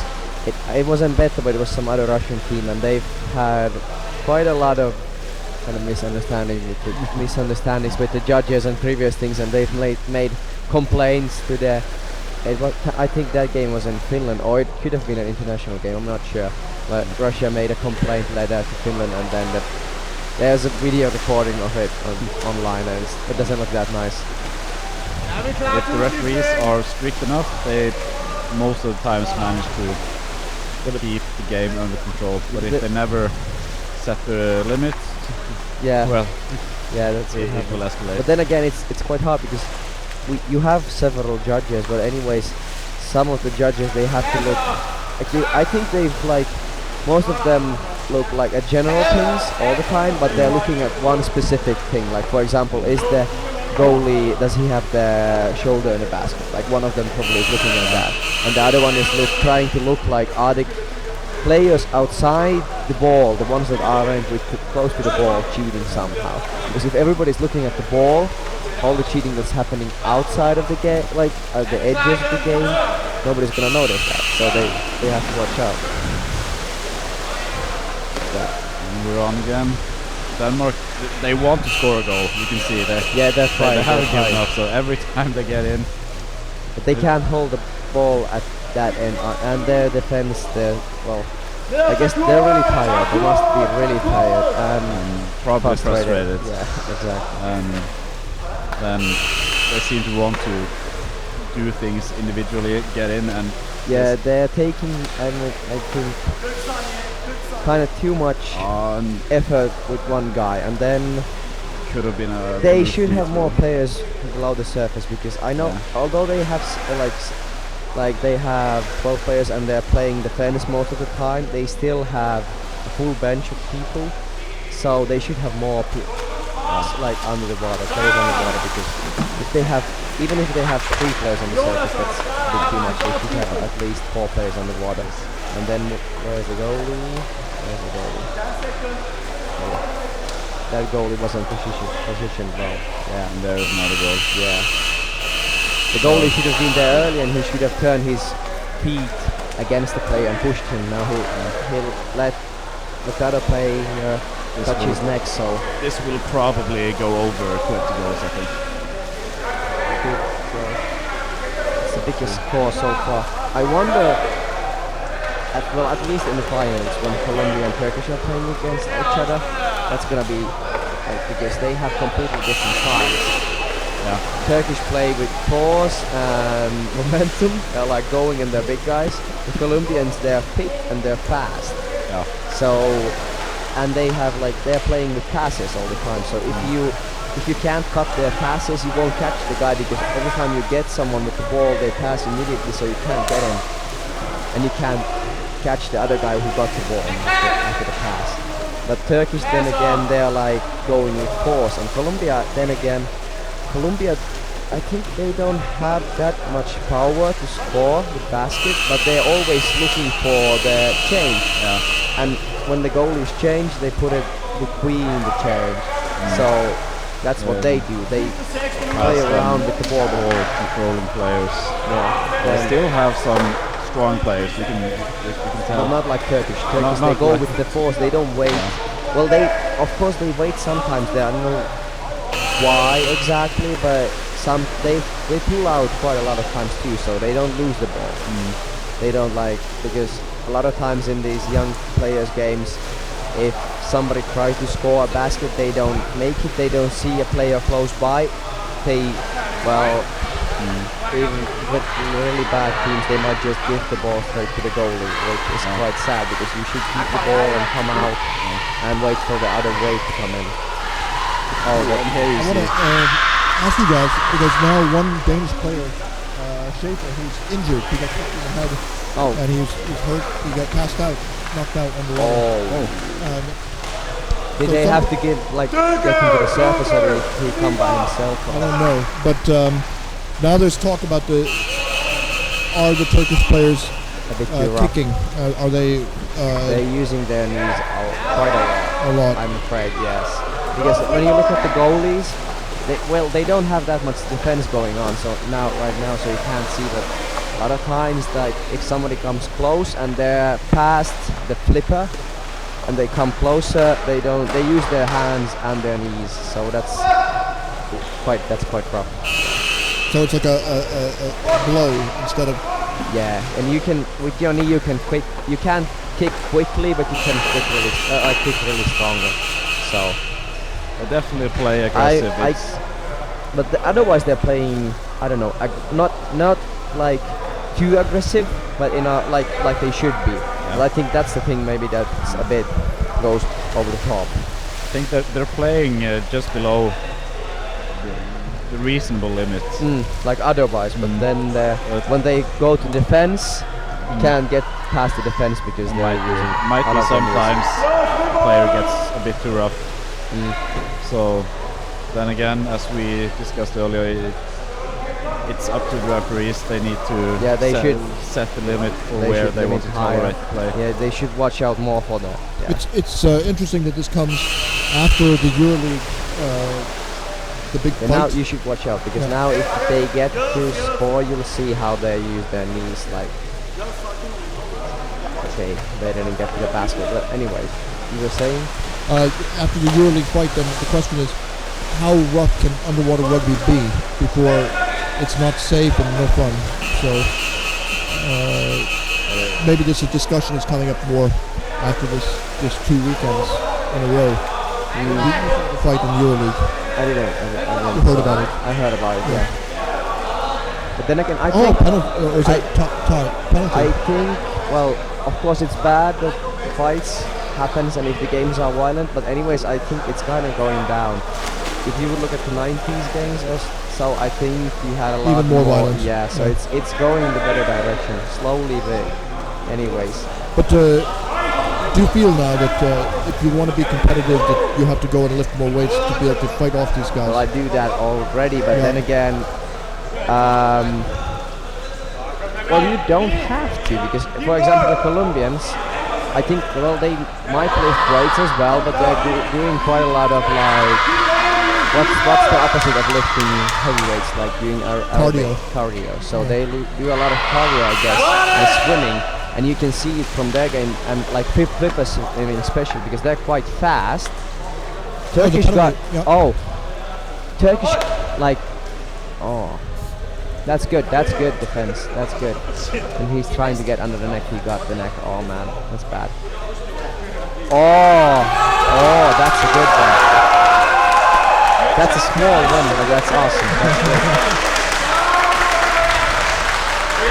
So, well, you can see that the Danish goalie managed to hold off the penalty here, and that's not just the. And he only took one dive. Yes. Turkish boy tries to get it on first. I don't know why he didn't give up. He gave the ball away.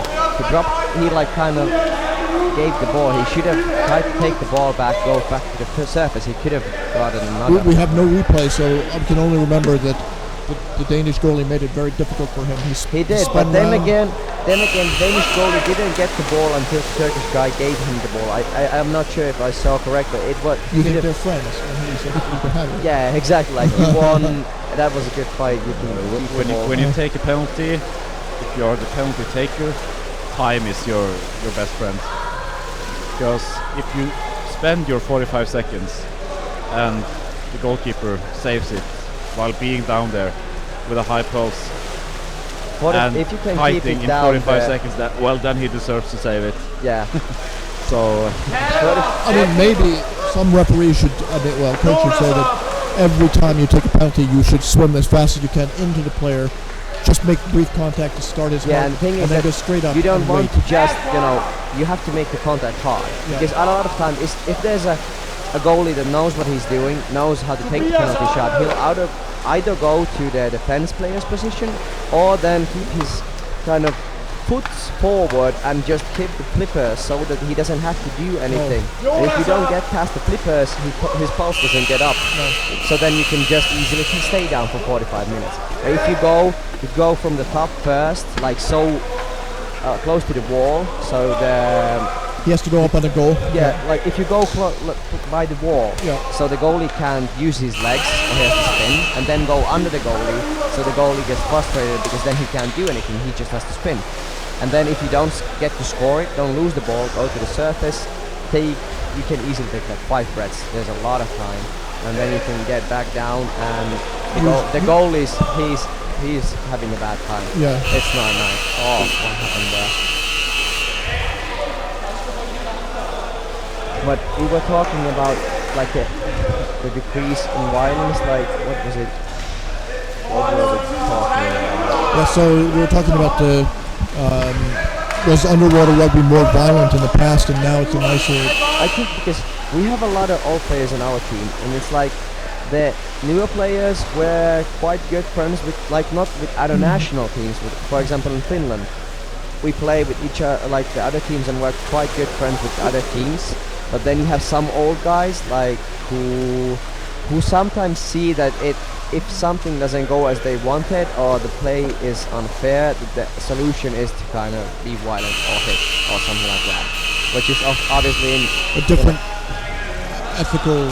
Yeah, like the youngsters don't do that. Yeah, not that much at least. So now the score is up to 20. Oh, you were correct. We'll probably go on over 20. So really, the Turks don't need to play dirty if they can win by 20-0. I don't think they play. I don't think they're playing dirty. They're playing rough, and rough is okay. Not over rough. Not over rough. Yeah, they're playing good. I think. Like it's not that rough. I don't know what happened with the pass out, but it can be. Could be an accident. Could be one player. It doesn't even have to be Turkish. It could be their own player. It could be their own player. Even if you can just swim into the wall and pass out, so it doesn't have to be anybody's fault. But definitely, Turkish players are playing with a lot of fast intensity. Break. Very rough, but I won't say they're playing violent or unfair. Yeah. It doesn't seem like that to me. Yeah. So you see, they're moving well. With the ball also. I think part of it is the commitment to training that if you do a lot of powerlifting or whatever it is to build up your muscle mass, so you can do more physical things and it's harder to get. But then again, like we were talking about the cardio with Colombians, I guess they do a lot of weights too. But when you do cardio like Colombians, you don't have to have contact. You don't have to play contact. You can just swing, disturb the defending team when they're at the basket defending their goal basket. So just tire them, and then like Colombians, they come quite hard at the goalies and the defenders. But then again, I think their tactic more so, at least last year, was to score between the changes, and when there's like only a goalie or only a goalie and a defense player. If you don't have an attacker helping down there, that's when they hit. But Turkish guys, they try to hit all the time, and even if the situation doesn't seem that good, they'll try, and if it doesn't work, to get the ball out and then try again. But Colombians, they I think, at least last year, they're good. They're good. They're really fast. You can't catch the ball. If you get the player with the ball, they'll pass it. So you won't get the ball. And then again, if you're defending, so the goalie and the defender are doing their job, and then you only have two attackers who try to take the ball away. If it's moving constantly, there's nothing you can do about it. Who's the player who is hurt? It doesn't look that bad. I don't know, he could have a concussion or something, so. But he doesn't have any. This is the last game of the team for the day. You see the scoring pass. One of the 10. He seems fine.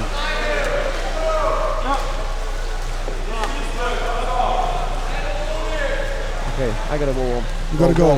But it was great that you came here. Thanks for sharing your thoughts. It was good. Good luck. Your next match. Good luck.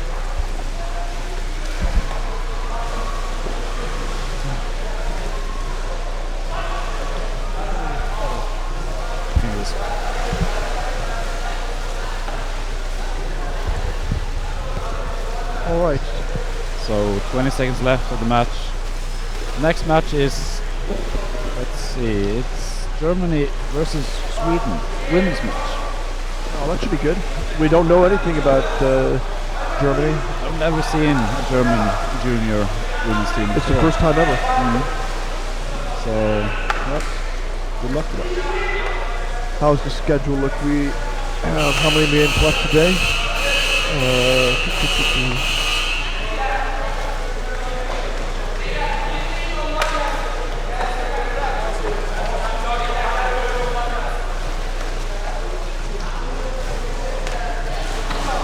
Results or 21 or something like that. 0.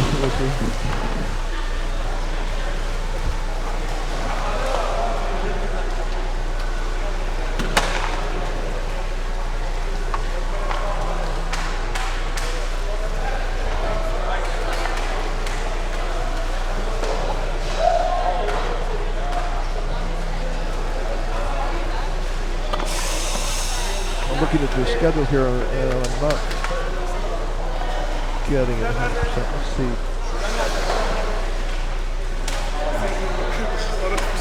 Germany, Denmark. We have 2 games left today.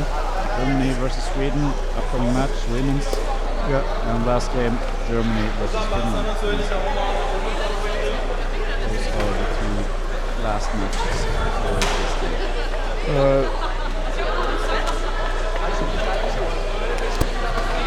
number 9 is the last one today.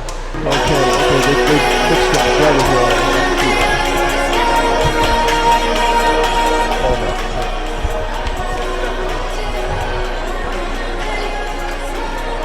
Yes. Match number 8. Germany-Sweden, and then match number 9, Germany-Finland. The first being a women's match and the second being a men's match. I think Germany will beat Finland. Most likely, I think so too. Finland, they came off to a bad start Levy said they weren't quite prepared. But now you see the German and Swedish girls changing their country's flags, banners, getting ready to play.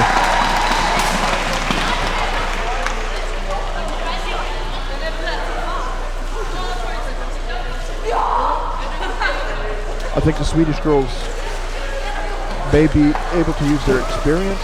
We'll see how that plays out. You have had international experience, and it helps a lot. It does help. And, but then the German women players are collected from all over the country, so they may not have a solid experience of playing together. But they may have had some. I think a lot of the German girls they've played at a high level before. Yeah, absolutely. So let's just see if the coaches have made them able to play together or not. And I think that there are a couple things that speak in favor of Germany, and that is one, that they play control. That's hard to take the ball from them, and they're probably physically larger than the Swedish women in general, if it's looking at the size of the players. So if they take the ball down and they hold it, and the Swedish players can't get the ball from them, and they get a goal advantage or something like that, that will just, it will be hard to overcome that. They'll have, how are the Swedish women going to get the ball back? They'll have to double forecheck. They'll have to really come in. German teams are generally good at keeping the ball for themselves, not giving it up. I think. And we're off.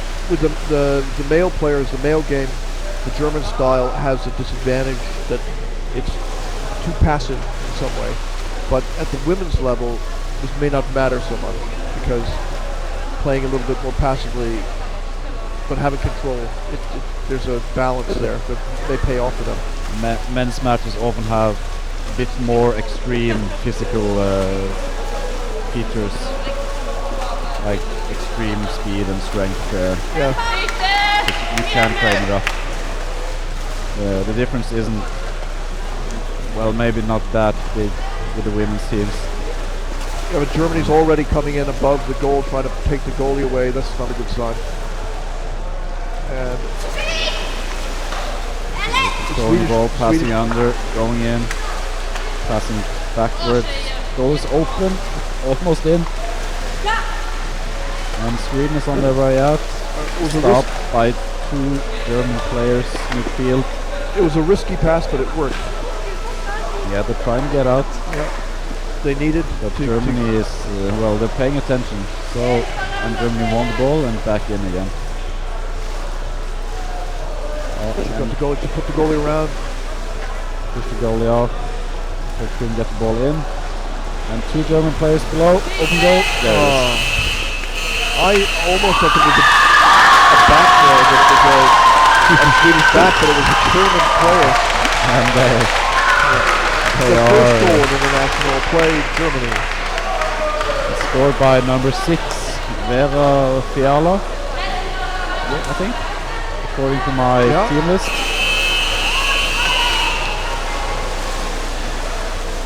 After 1 minute and 36. Oh, now Sweden's got a chance. They've got to play. There are two players. They had an attack on, but they lose the ball, and they're forechecking, fighting to get it back.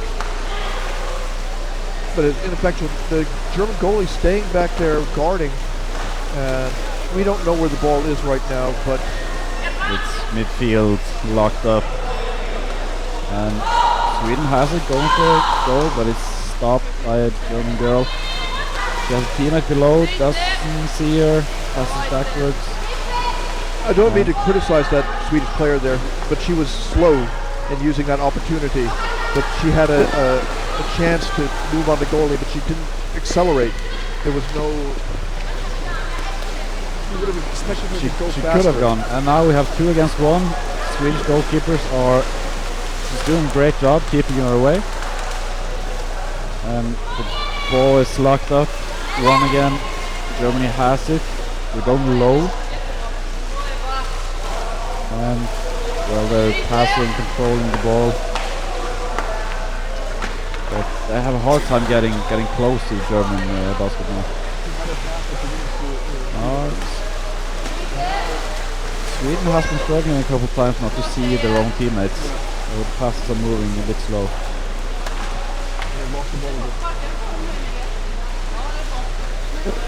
And Germany has it again. She goes into goalie, she's looking for a pass down, but she's locked up again.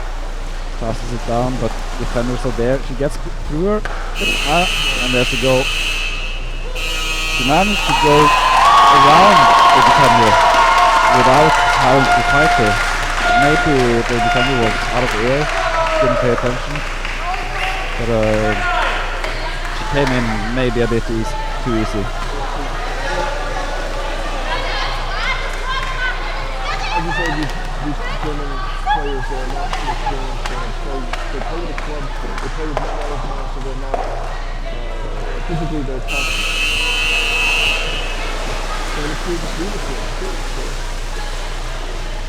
And the goal was scored by German number 5, Theresa Mack. And the ball is locked up again, drifted to the surface. We don't know who has it, probably Germany. Sweden are getting back in defense.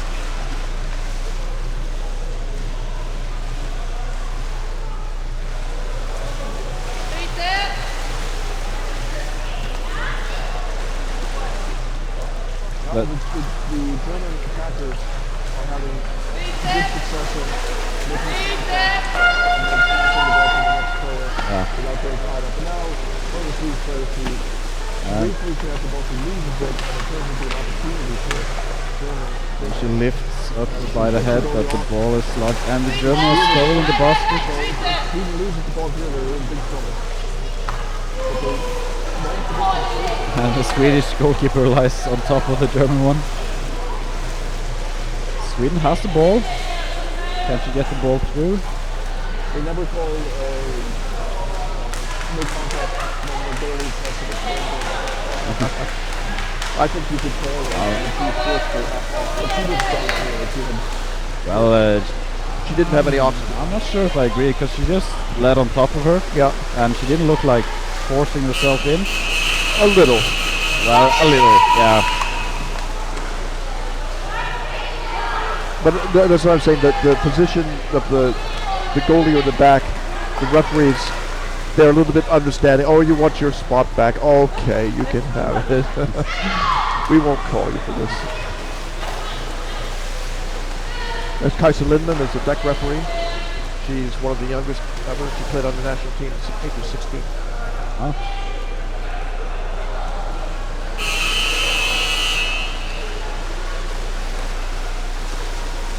And we've gotten some feedback through the chats that they want some more updates on the Facebook page, which we have discussed, but we are slightly understaffed. More on what? Updates on the Facebook page. So well, I don't have Wi-Fi, so I can't update. Well, true. Okay, they're coming. Germany. 1-on-2, but the 1-on-2 doesn't feel like a big disadvantage to the attacker because they're big and strong. They're coming in above. Wrestling us out there. And now they're passing, and they get the next pass. So they're just wearing the Swedes out quickly, not too slowly even.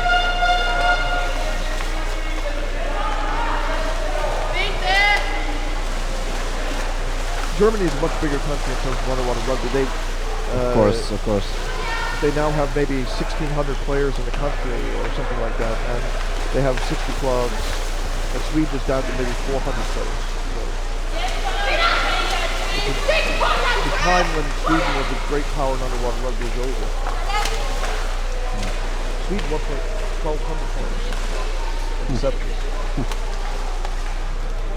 And a lot of diving clubs, 60, something like that. So it was no accident that Sweden became great underwater rugby. There were a lot of players that supplied talent. Oh, and there's a goal. It's an open basket, and she reaches through and almost lazily puts the ball in. She doesn't have to apply any force to it. No, I mean, the woman who was the goalie or the back, she had her hands up and she was thinking, I have to stop this, but it's really hard to stop the ball going in the empty basket. That's why the goalie is there. Please, you were going to say? Yeah, it's not unlikely that the Swedish goalkeepers are worn out by the German pressure. Yeah. Ball is dropped. You see immediately when Swedish players win the ball, there are 2 German players on them. So they are forechecking very high and very well. But they're coming in now, but she doesn't see her teammate who's in front. So now the player's got a good position. She's forced to back out. She exchanges teammate. It's only 1-on-1 player, so it's difficult to do something. You could almost It's one player. The kicking there, well, maybe not. She can pass it down. There's 2. There's 2. Chance. It's locked up and it's still good. the ball is under. This could be something. Yeah, they got to push the goalie off. You can see. And close. I think it was halfway in. But they don't have the next player underneath. And you have to have. It was a tight save by German girls.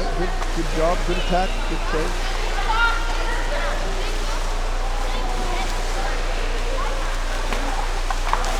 They're over, and it's quickly another score there. And we see the German girls there. They're tired as well. Yeah. Number 42, that's Johanna Kenkenberg. She looks tired. She's given a lot of effort. Oh yeah, of course these battles under the water where you have to make the extra effort, it takes a lot out of you, so no doubt.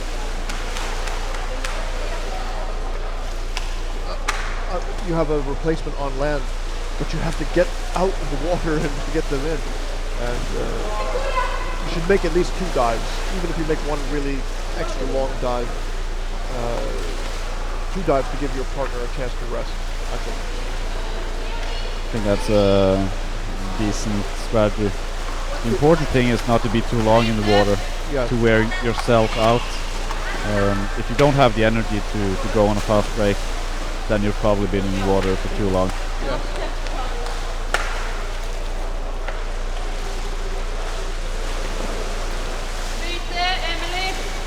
You see, even if Germany loses the ball, they win it again very easily.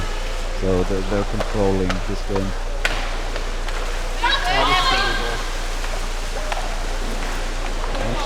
She has to hold on. She has to give a pass upwards in the pool, and that's very difficult.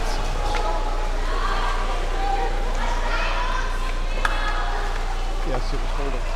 So Free throw for Sweden. Sweden needed that break. They deserved it. Of course, it was a good call, but the German players, as you say, they're able to recover the ball after every turnover, and it happens very quickly. So it just tears down Swedish defense over time.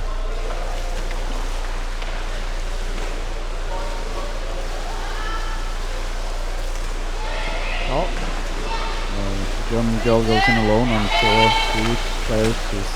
He passes up unable.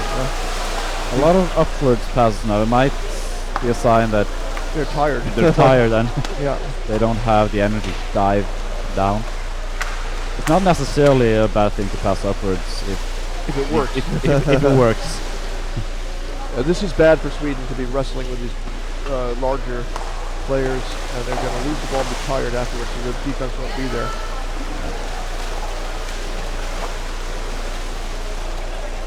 Now they're on the top. She picks it up. Now she's got to get out of there quickly. But she doesn't get out, loses the ball, and now it's going to be goalie against 2. And it will be shoulder in the basket, or what's the call here? Free throw. Holding.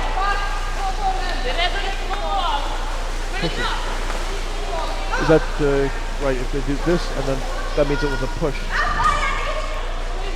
Well, there might be some referees have their own signature. Stuff, yeah. I mean, the attack on equipment, and then someone could go like this to say they jerked on the snorkel. You know, I don't know if that's an official call, but Davrel is doing hand gestures to to simulate referee movements. I lifted my arm up, and I hope it didn't smell bad. It's been a long day here. It's not too hot in here. The temperature is really quite all right, because in some places where you cover underwater rugby, it's really warm. So it's like being in the tropics. You're just waiting for mosquitoes from malaria. Well, if we had been inside the actual swimming pool, we would have been dead by now, probably. Yes. It's extremely humid, hot and humid in there. Germany. 2-on-1. Where's the back? Nice play by the forward, whoever it was who came and ripped it away. He makes a nice pass, almost blind, gets out. Now, as we see, as usual, 2 German players on the Swedish team. Yeah. But she manages to get through. And no one's really sure where the ball's going to go. That was a good example of a risky pass, because it was a pass backwards.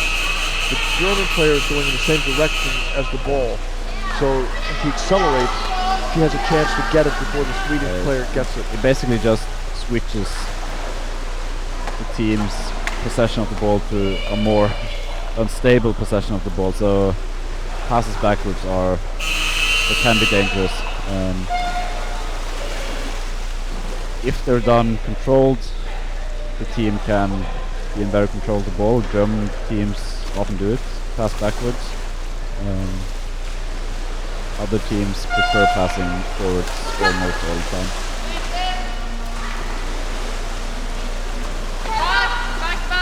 It's also a sign when the backs cannot get down to the bottom, that they're losing their, and here the consequences are there's no defense. 3 German girls around the basket, and well, one of them scores. Yeah. How long does it take before a name pops up on the screen here? Let's see. This is 2 minutes 59 seconds left of the match. Who got that goal? Can we see here? And it's number 5. Teresa Mack. How do you see it? Okay, yes, alright. It's her second goal in this match. 5-0. It turns out we were not able to do many interviews because the space between games is too short. So we're learning something about the live. A lot of things here that we thought would happen with the live stream and everything, it hasn't turned out 100%. Not, I won't say, we have a reasonable live stream, but we have encountered a lot of technical difficulties. Yeah, but I think it's more stable now than it was before. There were some issues where we were trying to do a bit too much at once, and our system couldn't handle it. And that's why it broke down several times. Out she goes, trying to make a fast break. There's a player following her, and along with the goalkeeper. The goalkeeper turns around and she's unable to Yeah, lift but she her. delivered it to her teammate. It was good. And now the Germany has control of it. So she only had that split second chance. Against strong teams, you don't get a second chance.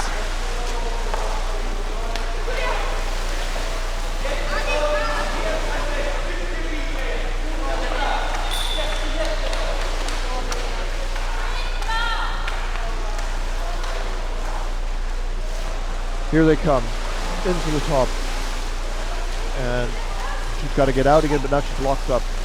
So that was a good example of the difficulty. If you go in, how do you not get locked up? And Germany, along with the goalkeeper, all the way over, push it in. lifts. She's unable to score. But that one is probably one of the best goal scoring opportunities you can have. So. Yeah, I like the way the goalie came off at the end of her dive to go for the ball, knowing that her teammate would take over. Yeah.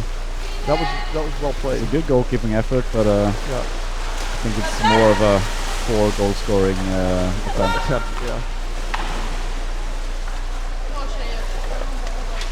Yeah, they survived that.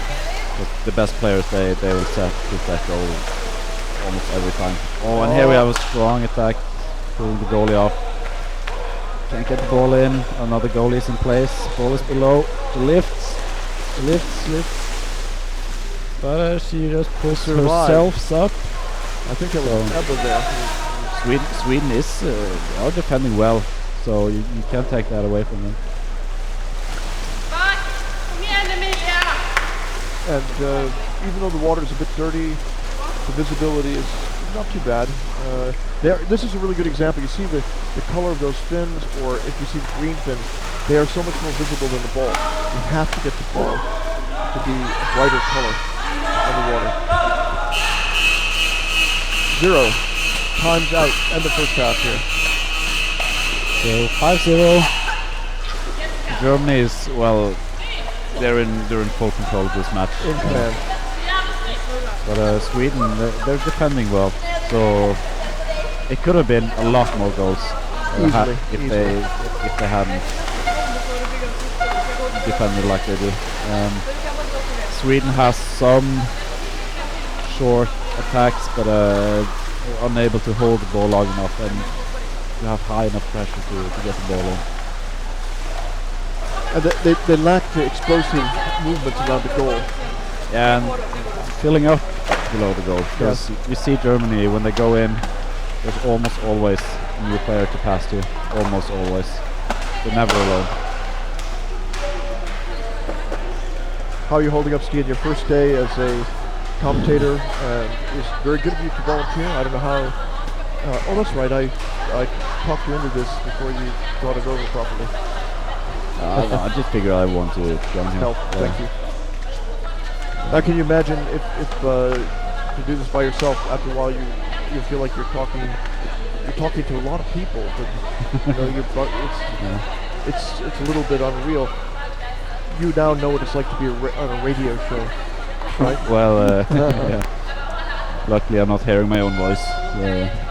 But with the radio show, you can put the music on, right, and say, now we're going to have or press a button as a commercial. And this is public service, so we don't have any commercials. Unless we put a plug-in for the Norwegian Diving Federation.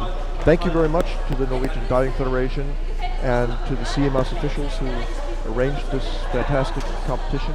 This is historic. German under-21 team has never taken part in any CMS international competition before. This is the first time ever, and it's also the first time that Turkey's been here, and we've got referees from all over the place. And Rafik Tito de Moras, for example, just did the Euro League last weekend, and here he is again. He can't get enough of this high-paying work. Yeah. Let me see. It's 5-0 until halftime. If we compare it to, for example, Norway versus Sweden, Norway was also dominating, pretty similar to this, and they had a 6-0 lead until halftime. And they won 11-1. So, in terms of results, Norway and Germany are performing the same almost against Sweden. So, I'm looking forward to the Norway versus Germany match. Yeah, it's starting to really get interesting as we begin to see the matchups, which are going to be more uncertainty. We don't know what's going to happen.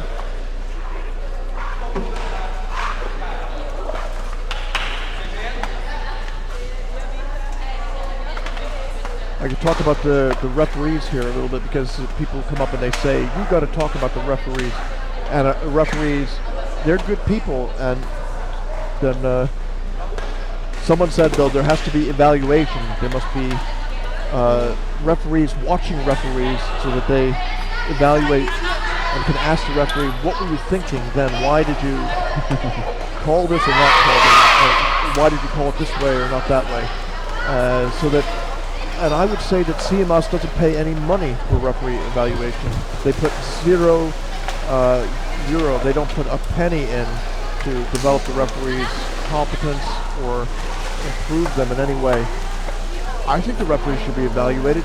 People go to school to get grades. The referees should get grades too. Not to flunk them, but so that they get feedback and they know what they should do better or worse and how the game is changing also.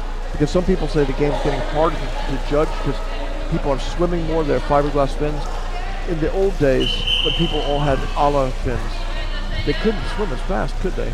So the game has changed. Technology has changed. And Well, yeah, probably. I'm guessing they're doing their best. they're doing their best, sure. So, and we're getting ready again. There are two classes. There's I think there's continental there are international referees who have been judged to be good enough to cover these sorts of events.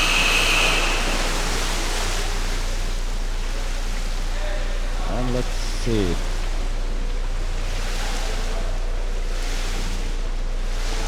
I think it's tough to be a referee in underwater because you just can't see a lot of things.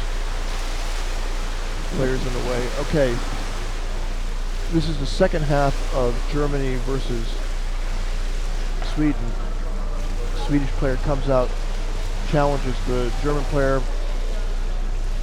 The back is there. She's surrounded on all sides. And Germany goes over to the strong side.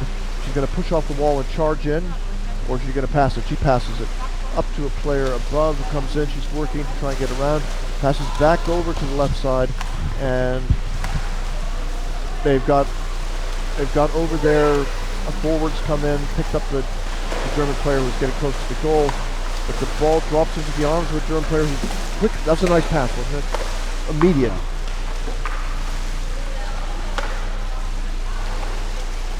The Swedish player has possession, but she is possessed herself because there are two German players on her and one below her, and there's just no way you're going to make it out of there if you got two players on you and one under you. The ball is back in the hands of Germany. Predictable. We've seen this how many times now in the game, over and over and over. Yeah, it's the story of this game. Sweden's starting well, though. They're fighting. They're fighting. I don't think Germany has the same amount of pressure as they did the last part. Might be they're tired. Might be they don't want to go all out. Might be Sweden has improved slightly. They're not playing as easily. Oh, nice, nice. And she tries to swim out with the ball, but she's surrounded by half the German team. What an effort, though. She did a great job there. But that's a cumulative. If somebody makes that effort and it's repeated in a row, suddenly you go from being on defense to being on offense. It will make the difference. So but to do that takes a lot of energy to chase the ball like that. Yes.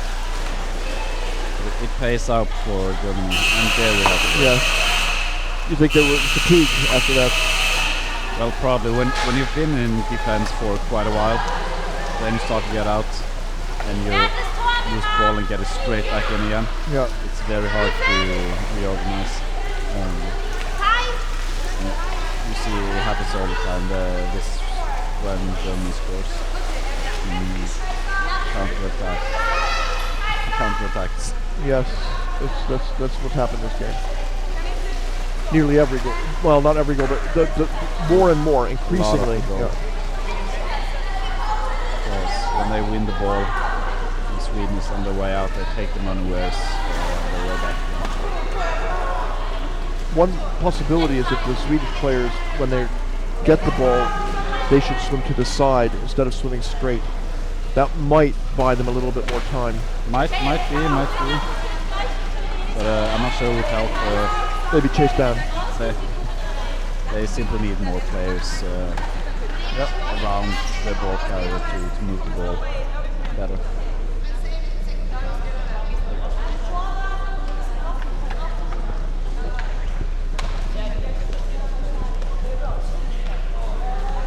We just heard the live stream got the seal of approval from Christian Schaefer. He is pleased. That's very important. With our performance. But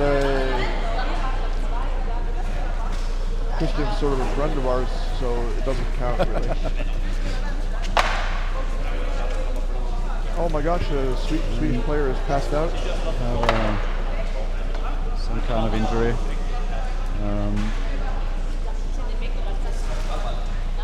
They don't raise know. the She's- player's feet up so that the blood will flow to the head. She's holding her head, so we don't know what happened. Kicked or passed out. Medical staff is on their way. Hopefully, didn't look too serious. Maybe. Well,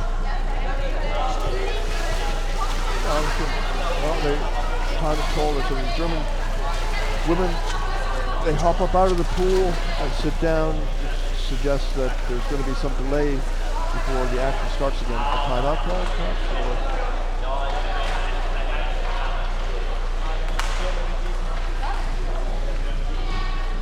So we're gonna see what happens. Possibly she just needs some rest and take it easy. Maybe she got a knee or a foot to the head. yeah, whistle blows. 6 players in the water. We can't really see what happens, but well, she stands up, so it's nothing too serious. Not immediately life-threatening. We hope she recovers rapidly.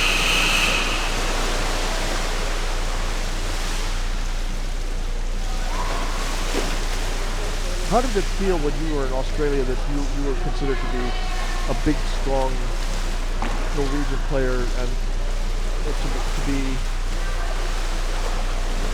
that must be a sort of an odd feeling. But there are other big players there. Well, of course, it's fun to be among the top players, but it also puts more pressure on you because side matches you often need the best players to do their best. The goal here. Sweden is pushing for a goal. Yeah. And I saw the goalkeeper off at least once, but they were unable to get close enough. Oh, now did she get the ball? Down, you don't see who gets it locked up. German girl gets it, swims up to the surface, unable to get the ball down, and well, we need to clean the pool. As we see.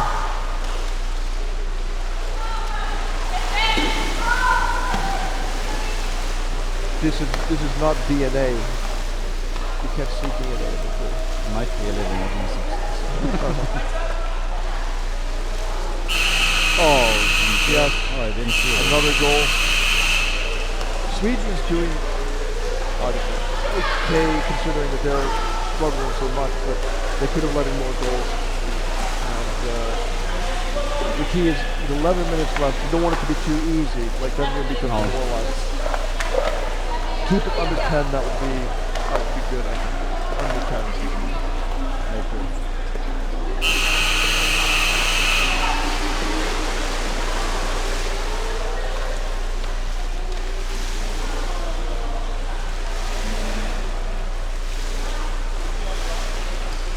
Looking over at the German bench, of course, the women there are happy. This is going their way. Feels good. Everyone likes to win matches, so.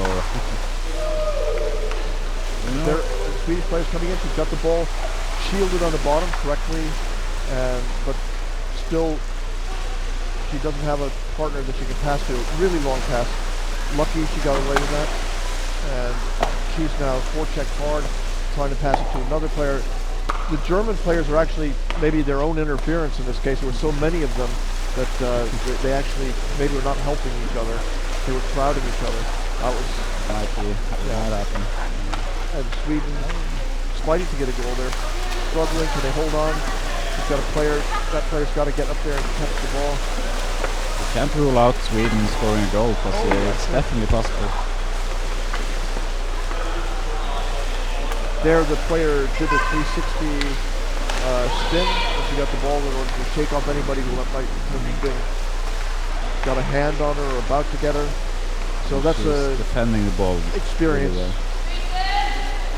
Bashed in on the back. The back pushed off the wall, held its position. And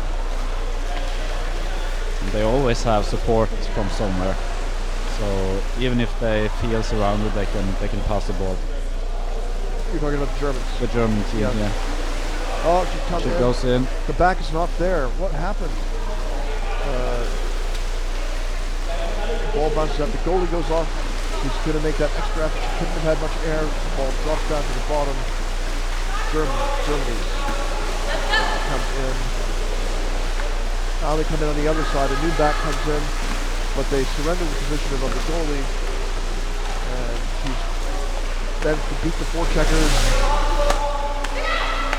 I'm going to take a couple of minutes and update our Facebook page with some results. Okay.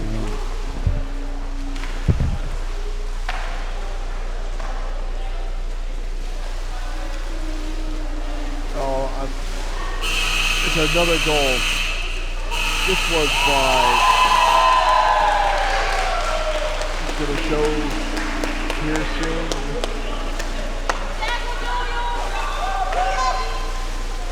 Goal scored by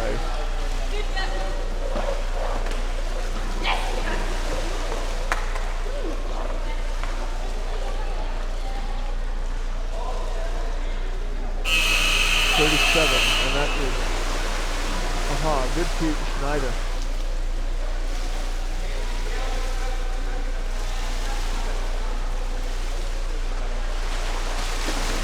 Sweden coming in, he's got the, he almost tried to get the goalie's neck. Passes to a teammate, he's coming in. He's fighting, they're trying to score. He's got a teammate underneath. Can she get the ball to her? She does. Sweden's putting together an attack. A lot of resistance, but good play here. 8-0. Can Sweden get a goal? Pass down. Germany's on the march. Forward. 3 players across.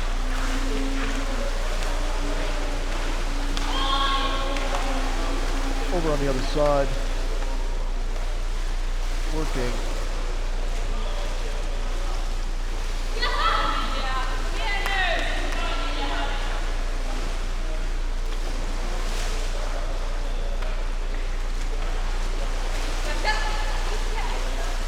Back, moving her legs, but the German player's already got her grip on her above her knee. She's going to pass to her teammate. He's got the goalie's back. Forward comes in at the right moment, ties them up. Pressure is coming now. She's pulling on the goalie's leg. Pass down. Only German players underneath. It's going to be a goal. 3 players. It's going to be a goal. Yep. No way you can stop a goal if everybody on all 3 sides of the basket is on the other team. And who was this?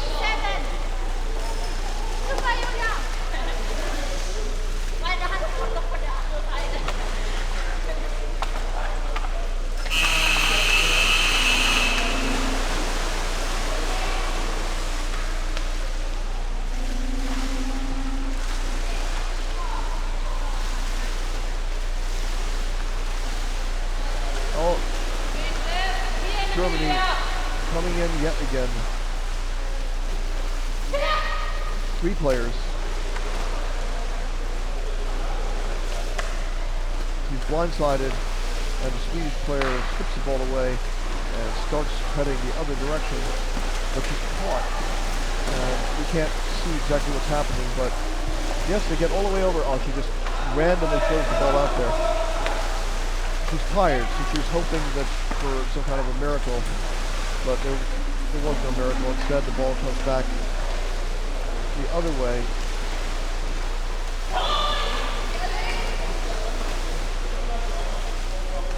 And trouble. The Swedish player gets the ball, but she can't hold it. Pass down.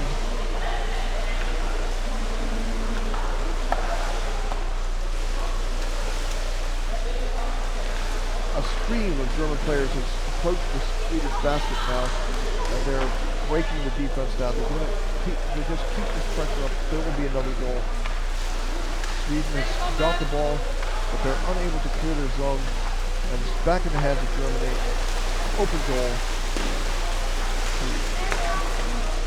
Comes out again because There were too many defenders there.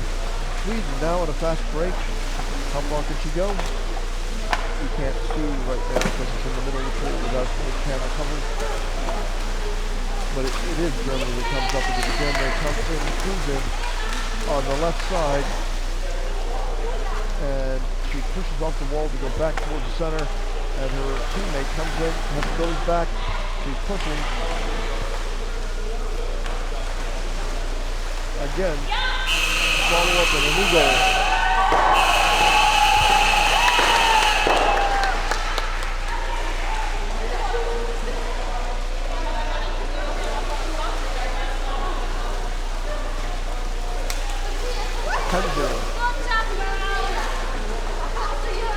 Five and a half minutes remaining in the game.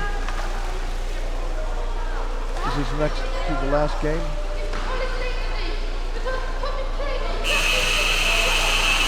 Who scored the last goal? Can you check here? We'll see. 15. That Sally Bennick. Sally Bennick scored. Is that her only score so far? As far as I can tell, it is. So imagine it's your first ever international match as a under 21 player in an international competition. You score a goal. That's a great feeling. So you played on the Norwegian U21 team. I did. I think 4 tournaments. I did 2009 through 2012. And how long did you have to play before you scored a goal in an international competition? Well, our first competition, we scored 2 goals in total. I know, it's not easy. Well, we were a completely new team, and we got smashed by all other teams.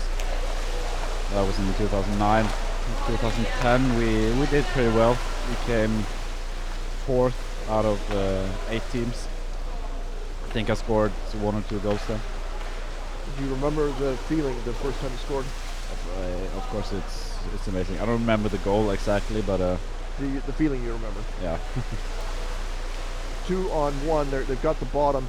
They're going to score again. If they fill in 2 on 1 again, it's going to be a pass. Get the back. Over. No, the goalie managed to get her hands on it, but it's good goalkeeping. She pushed defense against 2 players. Yeah. They managed to defend, very tenuous defense here. I mean, well fought and everything, but if you have 2 players on either side, you can't repeat that over and over. It just won't work. So now Sweden has to stay tight for another 2.5 minutes for our prophecy to come true. You mean 11? It's 10-0. Yeah. Well, we talked about 11-0, I thought, or 10 or 11. Well, maybe. It's all recorded on the internet. Everything we say is forever. Unfortunately. Yes.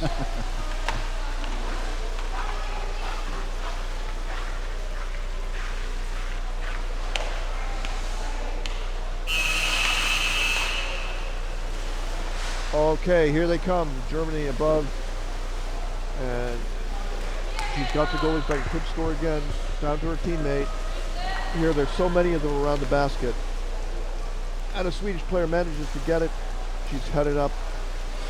Pretty heroic. I mean, when you see the smaller backs rip the ball away and then have 3 on them and they hold on, they're saying, I can't give it up. It's for my team. Goal is open and there is 11. I know. There's the 11th goal.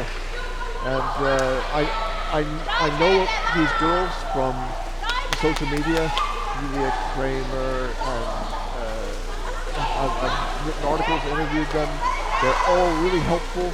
I send them out the questions, and then I write up the article. They never complain, even when I get the facts wrong, they never swear or say anything wrong.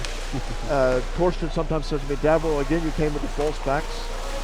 But you can fix them on the internet, and I always admit that I got something wrong or whatever, but the German players are very cooperative with the media. it's not at all typical for You see- the players are into. They understand we need to promote the sport. And you can tell by just looking, they enjoy being here, they enjoy playing, and of course the same as every other team, but the first time it's always There's special. another goal. Yeah. Quite, Of course, they have great role models like Karina Steiner and other top players that they have mentors. It's not like they came out of nowhere.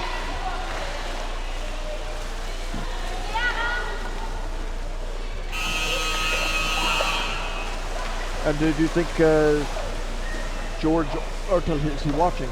The women's head coach. Is he watching now? And Tanya.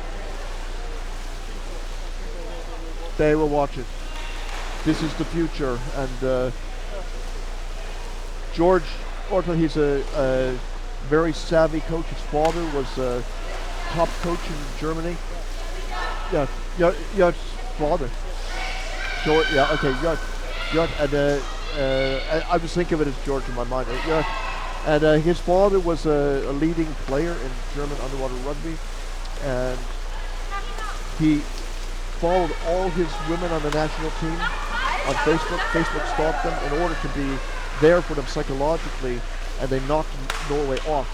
You know, it was really amazing to watch in Cali. So I'm sure he's doing the same thing. 10 seconds left. Maybe Germany can get one more goal. Well, I don't think so. And there it is. Jubilation, happiness. Germany against Sweden. Germany is victorious in their 12-0. first ever match. And we can get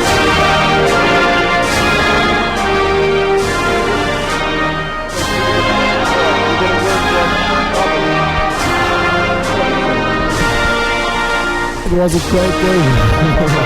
My sister scores many goals, and for the first time, I think that they go well. I think 1 or 2 times. Julia Kramer,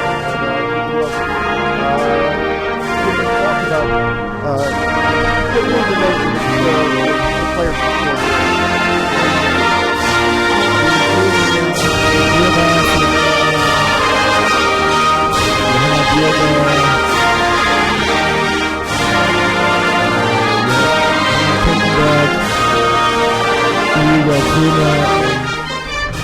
Some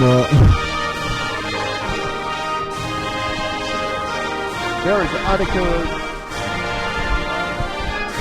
you know her? Yes. That's Fabian's sister, and he is here to support her and blog out of Sandefjord. It's a long way to come so far north in the snow and everything like that, but you did it for your... good. Now we have 1 match left.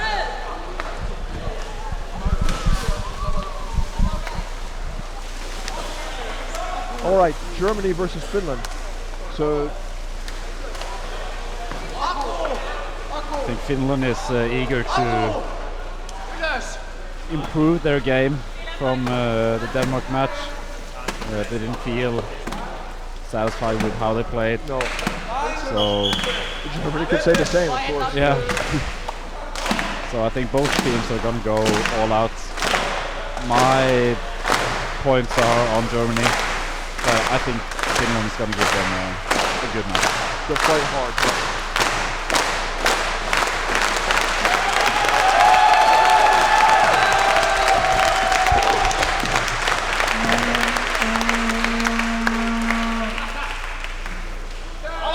Aloitus veteen!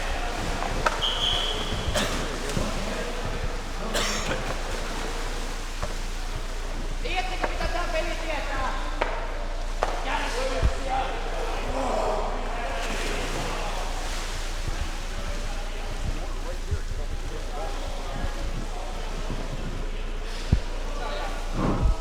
So, and this is the last match of the day. Yes. I made an important discovery, and that is that there's a table with water on it and chocolate cake and all kinds of stuff. So I don't have to run to fill my bottle somewhere else. I'll be here when this game starts. And I'm joined here, I'm Davor Pien, you're tuned in, and the game has started. This is Germany versus Finland. This is brought to you courtesy of the Norwegian Diving Federation. We're broadcasting out of Sandefjord.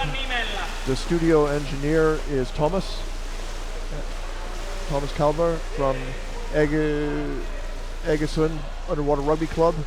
They've been working on this for weeks now to try and make this happen.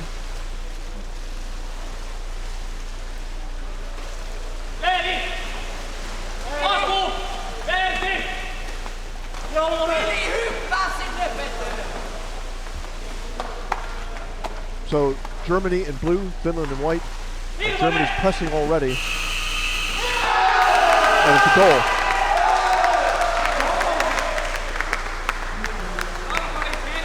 No, I didn't see it.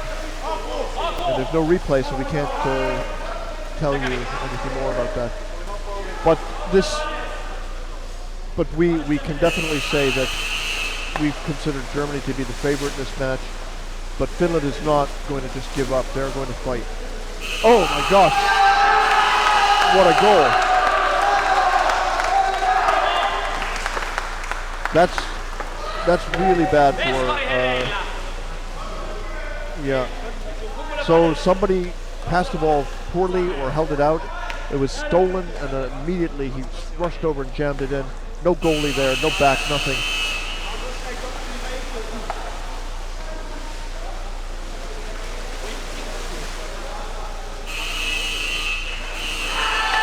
No, is that a replay? Oh no, that was a replay. It looked the same.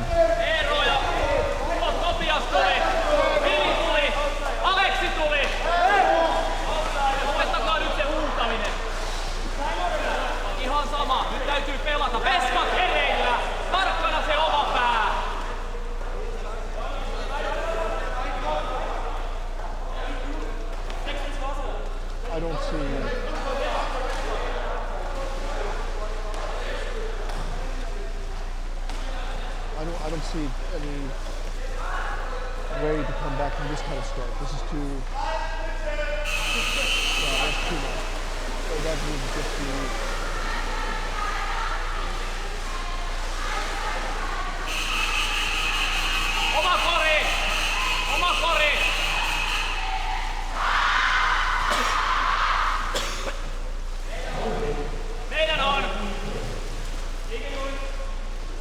Free throw.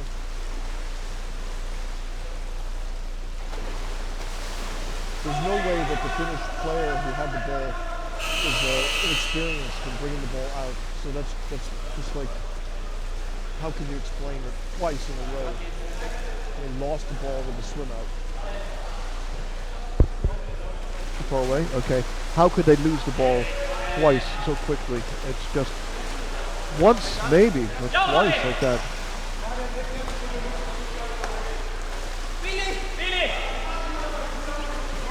Oh, there is one thing I don't know, that the Finns like to pass the ball up, and if they did do that, the Germans were expecting it. That could explain that they went there and got that ball immediately. You know what I'm saying? That the upward pass, that's a popular Finnish tactic.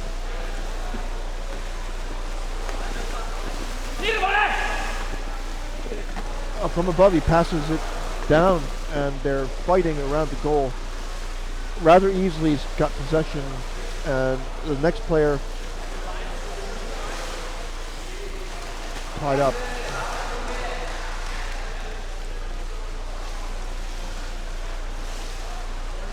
If Finland could get one goal now and hold on 3-1 to the half, maybe they could get back in the game. Maybe.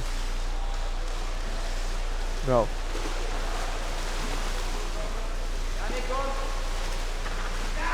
Bobble ball hits the bottom.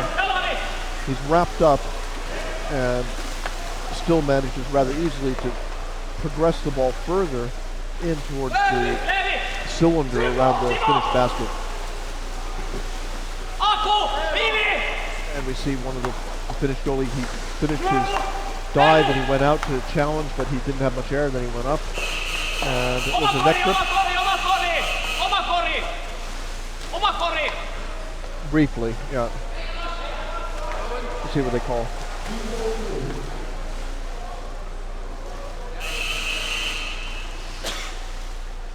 That's what I saw. I saw a Finnish player put his hand on the German player's neck briefly when he came out.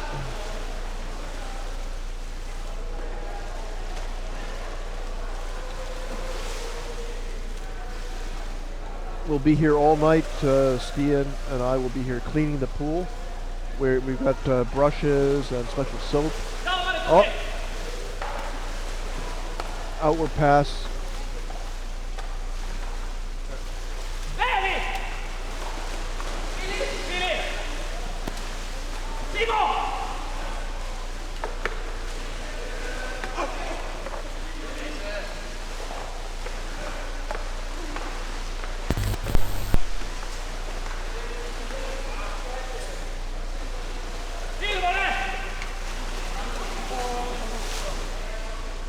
No, he's tied up. He's got people all over, but he gets the ball free to his teammate somehow. And they pass it, drops down to the bottom. The Finnish player's too tired to go after it, and Germany comes in. Now, nice play by the Finnish player. Nice, very elegant.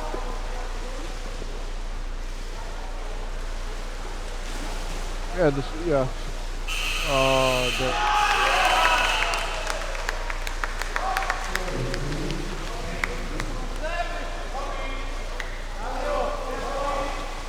Maybe we should tell people who's scoring these goals. Can we?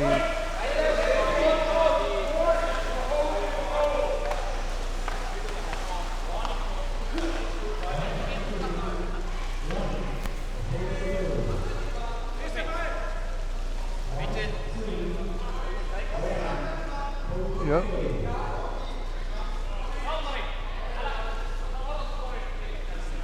Yeah, interesting. 22. Good much.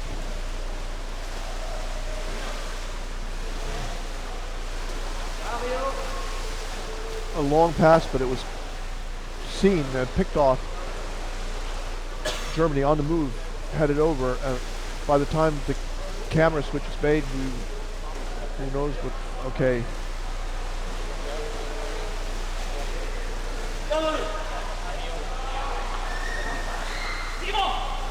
Oh.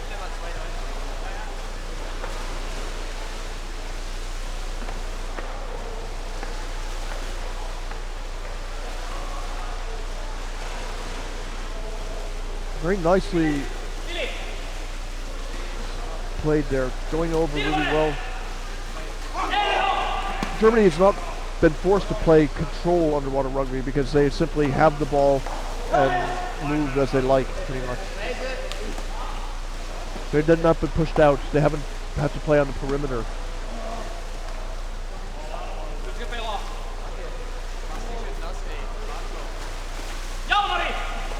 Pass down.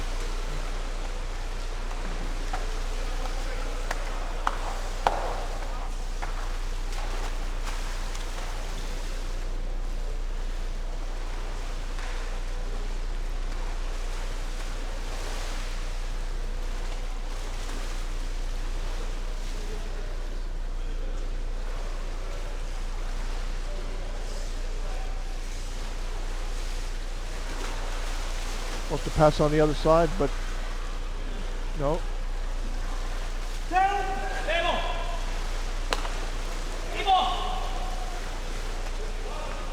Nice. Yeah. He's looking for the neck. He got it. So the forward really, he had the guy, but he didn't have him. Yeah.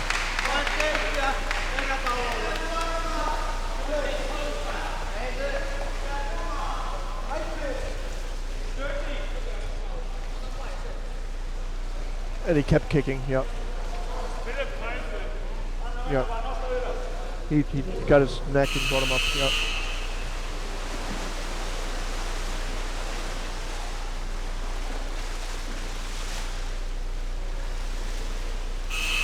Oh no. What happened? I blinked. And who was the player?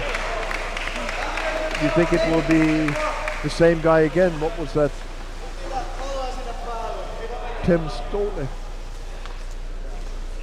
Okay, the same one. His third goal. Yeah.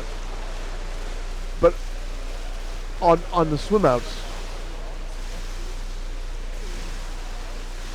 We have to interview this guy, don't we?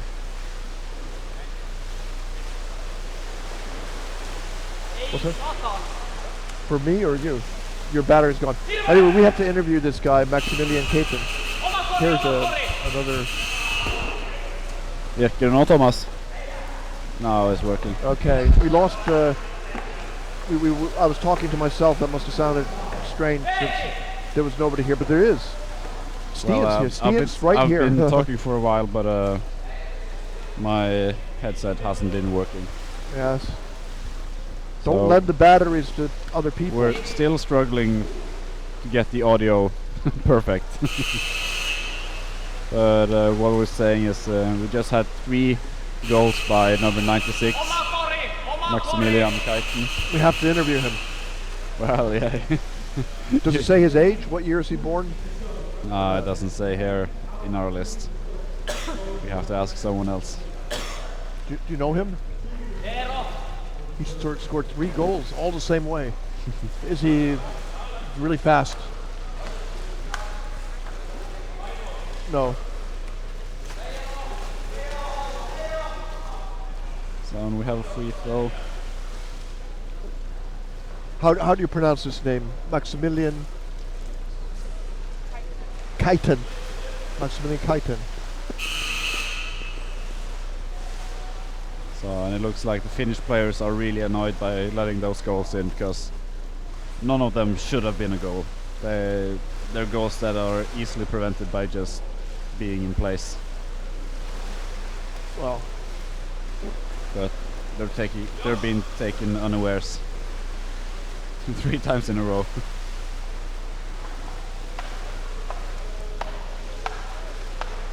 and the same guy too. He has some kind of Finnish ball detector. The ball's going to be showing and he's going to get it. Maximilian Kaiten. I've never seen anything like that before. That somebody could snatch up 3 swim out balls and get in and score immediately. 1, okay, I get it. 2, the 3.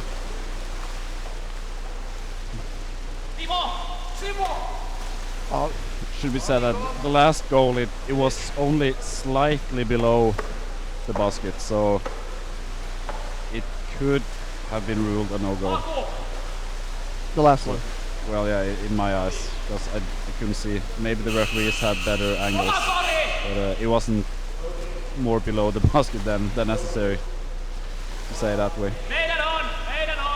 Well, it is all recorded, and we can go back and look at it again.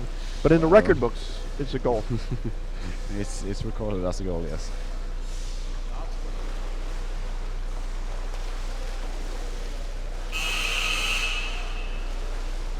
Got to look at the German player crowding the Finnish goalie by coming on the top there and swimming.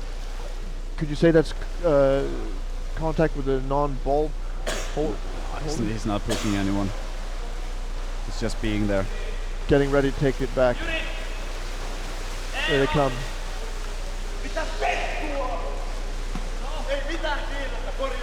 He spins 360 to hold on to it. His teammate helps him. And he's got another teammate over, but the forechecking is ferocious. He's got it. They have to really concentrate to keep hold of the ball now. You couldn't really call holding there because the player who didn't have...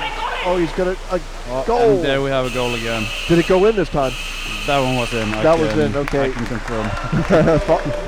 Stian will give you that one. 7, is it 7-0 now? 7-0, and this goal was scored by number 13, Philip Kaiser. His second goal in this match. Okay. We've seen a lot of open goals this match. I would say so. It's 7-0, and at least 4 of the goals has been open. So Germany they have strong counterattacks. They have fast counterattacks. And Finnish players are struggling to keep their defense tight enough. Yeah, difficult. There's a danger now that Finland is going to have a complete. I mean, whatever team they had now is not the same team after this experience of today. Two bad. Well, no, they've had a couple of poor matches, and they're facing Turkey as well, so it's going to be tough for them. They might have a bad experience from these 3 first matches. So I wouldn't be surprised if they end up the last in their group. Well, in the last match, you always had a chance to better yourself in the placement. But it's another goal. And it's a goal, and the referees don't see it immediately. There's a lot of players around the basket. Who scored this one? That is really goal. For Germany, after the loss to Turkey, this is very to help them for wipe out that bad memory. This is not completely, but Luca Gelving, number 31, scored the goal. Yes. And I almost expect this match as well to be double digits.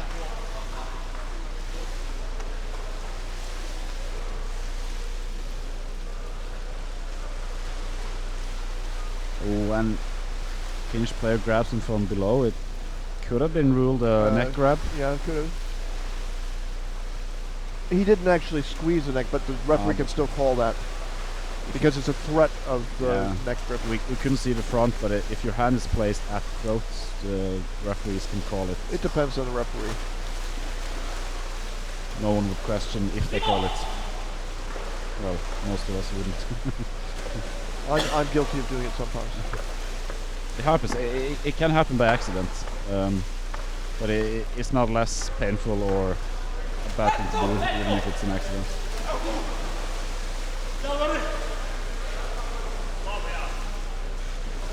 Oh, here they come. What? What's the score here? Holding or what? It's Finnish free throw. Okay.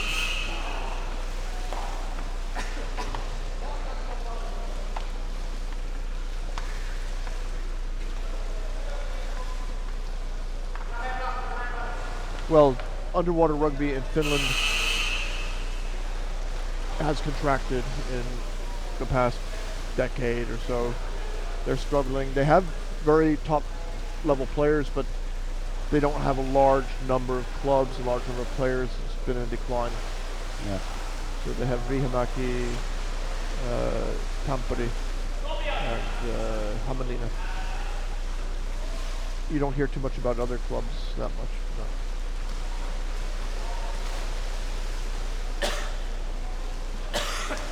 Oh, nice. He took it from between his legs. And there could be a try for a goal. He's got a teammate in front, teammate on the side. He's got to fight. He's got to get by that guy and make the pass. And instead it ends up Germany. And it's a fast break swim out there. And he comes all the way over. And they're passing down. They just need to find, because there's chaos, even though they don't have a direct shot, it's chaotic. I don't know if you saw that, but a German player, he stopped in the middle of the water, turned to the camera, and made a heart sign with his hands. And now it's a goal. Yeah. So I think the German players they're enjoying themselves. Yeah. They're enjoying this match. Yeah. Who was it? I couldn't tell. I was surprised. There's this kind of German sense of humor. Like Jens Dingle coming out of the match against Police, and he was playing with Mouse, and then he had a big smile on his face because he tricked Police and goalies by going like this, give me a little tickle, and they left, and then they scored. So that's just a sort of a joke. If you do it over and over. And Finland has stolen the basket. trying to get the ball through. But German forwards are stopping them. Can't get through them. Pass behind. Oh, he hit the wall. Almost He's got loses the ball the ball. back. Passes down. No, but it goes down. Yeah. And here we have a fast counter-attack. Oh, it's really fast. 3-on-1. There's a goal coming here. Ball is Oh, but it's in Grab, the arms of the goal. But it open. goes down. It's a shoots down, taken, but He lost his mask, I the think. mask is lost. Yeah. It's full chaos around the basket now. They survived it. No one really has the ball. They survived it. I thought it was going to be a score there. I couldn't see how they would survive that, but they did.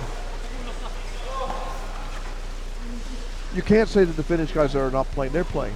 They are. Yeah. But their level just is. They're just below German level. Well, there's one thing to say, and that is that they're coming back to the bench very slowly now. They're tired. And here we had a great goal. He twists around the defender, grabs around the goal, he lifts him up and shoots the ball in. He does it all by himself. Who scored the last goal here?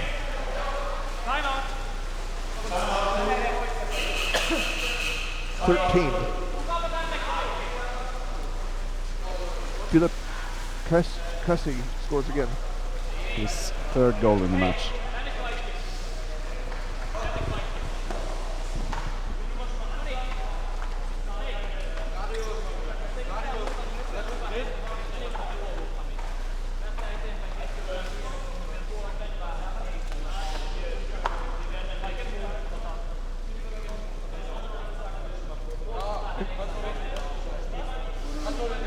Yeah, I would like to interview this guy, Maximilian Caton. Okay. All right, good idea. We're going to do it.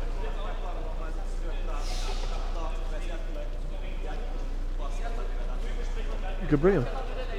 Okay, yeah, but we got to have the camera. Okay, is the light better here, or I think it was timeout. Yeah. I don't care. Whatever's best for I you. can't really tell. I'm not sure. Better. Okay. Or maybe it was a blue timeout. Alright. So for Germany. Okay. Well, 1 minute, 30 seconds left. so Stian, I go over. We'll get this guy. We'll be done. This could easily beat Turkey's score against Finland, actually. So it could be interesting to see a rematch between Yeah, that's Germany and yeah. That's Turkey now we can definitely. I just got to check his number. sometime. I think Germany is playing better than it did their first match. Stian, what number is Maximilian Caton? What numbers? 96.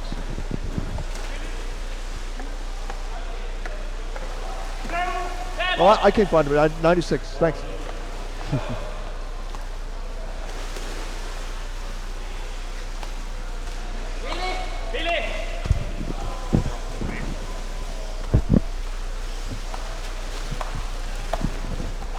So Darwell has left. He wants to interview number 96 for Germany, Maximilian. And he's still on his microphone, so we might still hear him mumbling around in the swimming pool. Who knows? 20 seconds left of this half. Germany is still controlling everything. 15 sekuntia!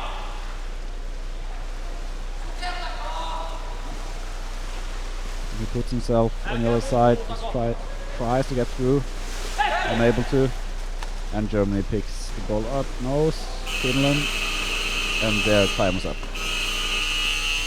Puolten vaihto!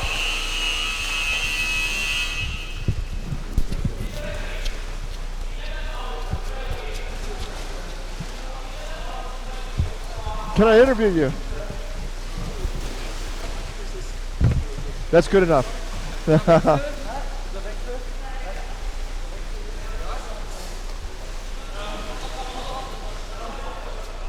Here's a good place, right here. So, you can hold your own microphone. Thank you. I'm here with Philip Caton, And oh, sorry, Maximilian. Max Keiten. You scored a hat trick today, Yes, I do. and I did. you got the balls when they were swimming out. How did that happen? You did it twice in a row, and then again a third time. That was not very my skill. They just do not a great pass. So I just be there. They gave me basically the ball, and I throw the ball in the basket. Without goalkeeper, it was not very difficult. But well, I mean, was they swimming with the ball out like this? Yes. And then you just grabbed it. Yes. I do not have to pull it. I just took it and swam all the way. He was not looking. He didn't see anything. He was like he was sleeping. So. Have you had such an experience before? No, I am 20 years old. This is my last European Championship. I never scored a goal, I think. And yes, it's a great experience. Yes. I'm happy. Yeah. And such easy goals too. Yeah, that's. But it's a hat trick. So hat trick. Congratulations. So now Turkey was a loss. That was very tough. Now you got to win. 1-1 so far. You can still win everything. You have to win all your matches. But we have to beat Colombia, I think. That's tough. In the last years, Colombia was better than us. So we do our best. But yeah. Well, congratulations on the hat trick, and look forward to seeing you in the next match. Yep. Thank you. Yeah. I think it's enough. What do you? We have 2 more days, don't we? Yeah. So I would sit down with the computer now, try to see if I can get some photos out and stuff. Okay, thanks. Yeah, thanks. Good job. Yeah. What do you think? It was been an exciting competition. Yeah.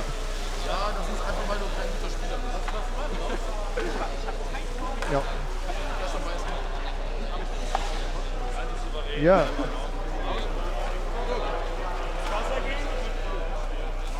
Yep.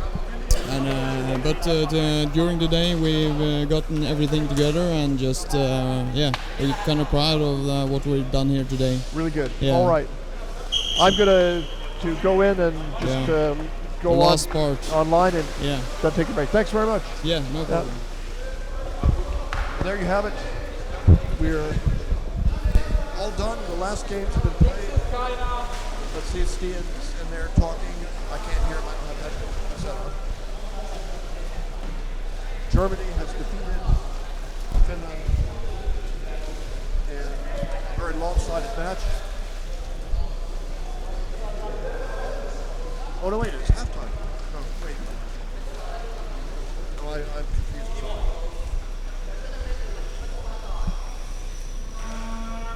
That was only halftime.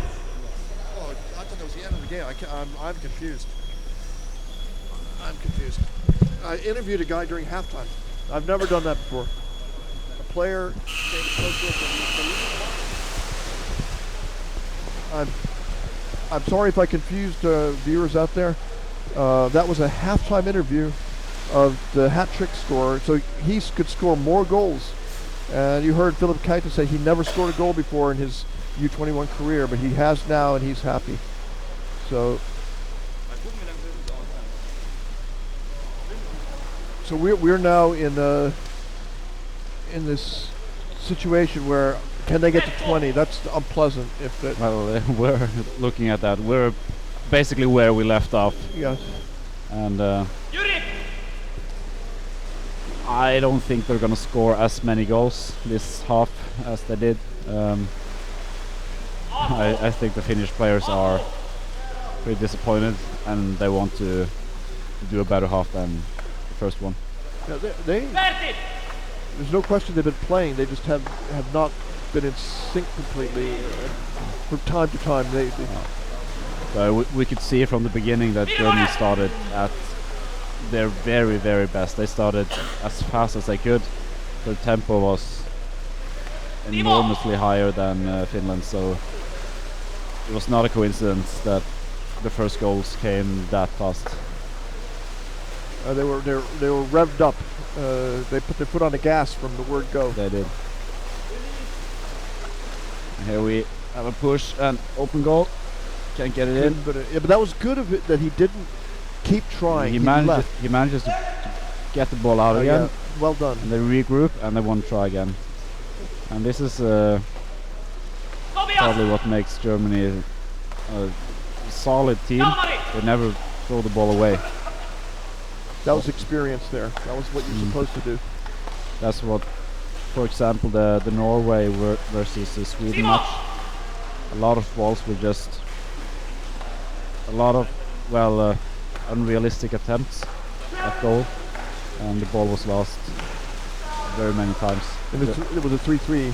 Yeah, 3-3 match. Norway, Sweden. And by both teams. By both teams, yeah. Yeah. You can see the forechecking. It's intense. It's very difficult. If you lose the ball, it'd be a goal against you above your own goal, it's tough. Here we can see crystal clear photos.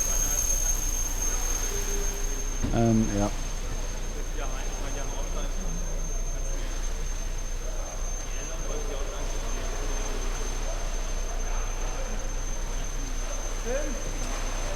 Let's see, I need to go. You need to go. To fix some stuff. I might be back, maybe. Okay. Well, thank you very much, Stian.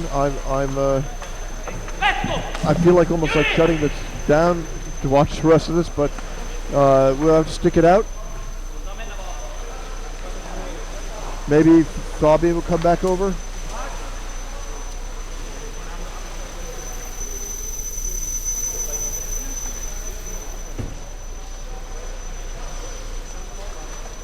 We might get Fabian back here with the microphone.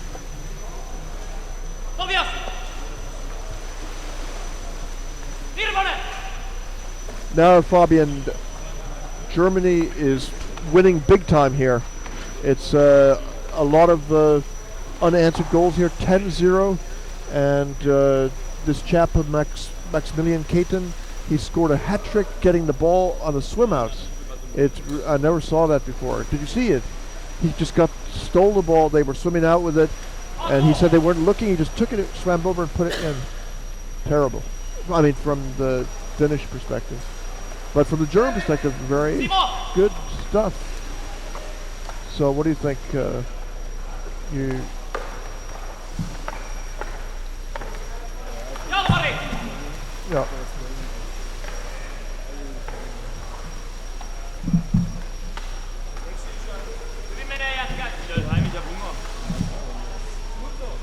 Sorry, Fabian is still not on. 6. You're on 6. Mine? His 3, I don't know. Now? No? Hello, hello. Test. Fabian Vattel is back with us, and we're talking about what are your impressions of the game here? Germany, you said, is always a slow starter to lose the first match and then to improve after that. Yes. Now we see it 10-0, I think. The team play is now starting and we find together, and the next game we will win also. Yes. Who is the next game against? I think Denmark. Denmark? But I don't know. I'll tell you.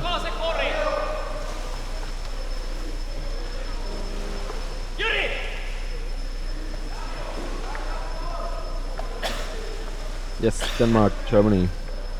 Should be able to beat Denmark from the looks of things. It would be definitely harder than this game, because Denmark will win also against Finland, but I think Germany will also win this game. It's the first game tomorrow. 8 o'clock. Denmark, yes, against Germany. It's going to be a long day tomorrow. Yeah. Yes.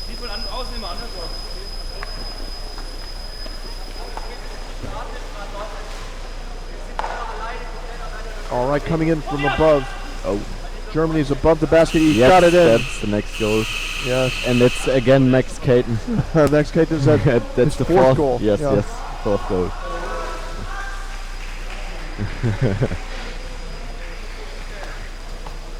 He lost his mask. Do you know him? Yes. Yeah. Where is he from? He is from Krefeld. Krefeld. Yes. Which is one of the oldest clubs in Germany. One of the oldest clubs. Yes. I think so, yeah. Yes.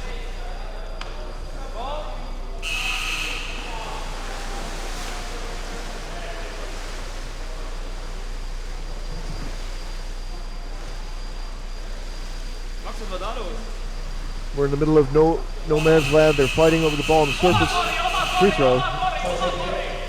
In favor, holding.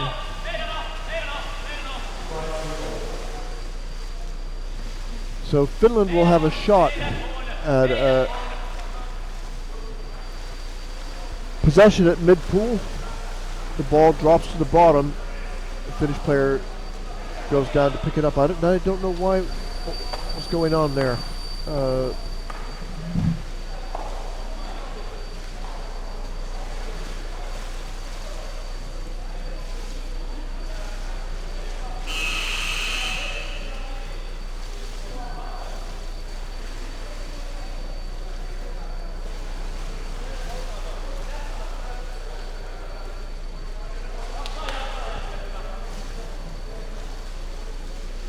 German players are showing, of course, good ball possession, good control of the ball once they get it. And Finland's lost the ball again. Yes. German. So how many players is Germany losing from this team? How many are 20 years old? Maximilian. Last year or okay, now from this team after this year. 2 players. Only 2.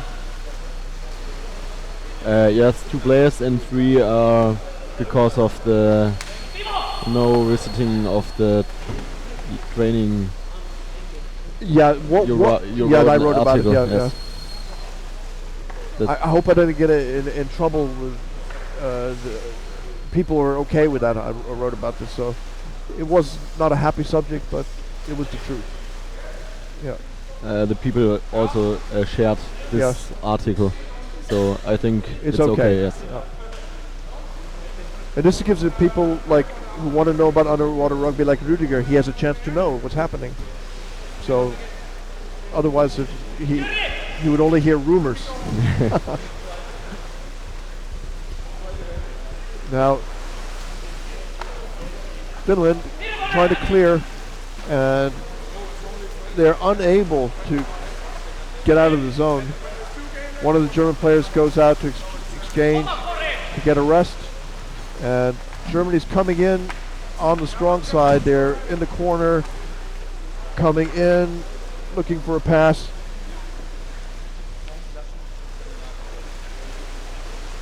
Finnish defense is in place, and now comes the German strike. He just comes in, makes contact, goes out again. Back to now coming in from above again. Oh, it's going to be a repeat. He drops it down to his teammate, and he gets it over to the right side. A signal. The 2. Yeah, he holds on to it. Keeps the ball.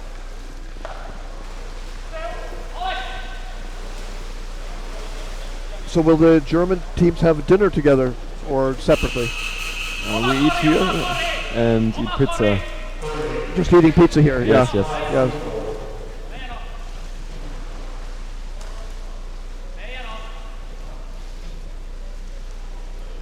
I had that's all I ate today is pizza, really, or some waffles and pizza. It's not healthy. Oh well. But unlike you, I wish I was playing. You haven't been in the water or anything yet. So you're eating pizza, but you're not doing any exercise. That's right. Now you're a professional blogger. All right. Again, Germany's taking the ball, and it's a fast break, and it's 11-0. There's one on two. He gets over. He drops it down. There are two of them now, and yes, it's a goal. It's a goal. We didn't see how it went in. I think Corbinian Eicher. Did he pass it? Yes, he passed it on the left side, and then Corbinian Eicher drops it in the goal. Yeah. So typically the goalie is confused. Which side is it coming from? And then before you know it, it's in. So the goalie sometimes is lying there thinking, and then people, it's an easy goal. Yeah, it's easy. 12-0. And it will come up here on who scored it.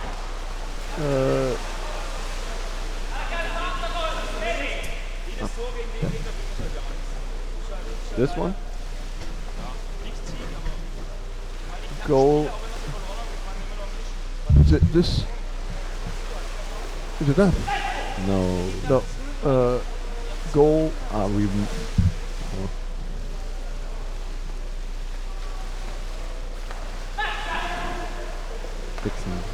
Second half, yes. Yes, Corbinian Eicher. Yes. Corbinian Eicher, where's he from?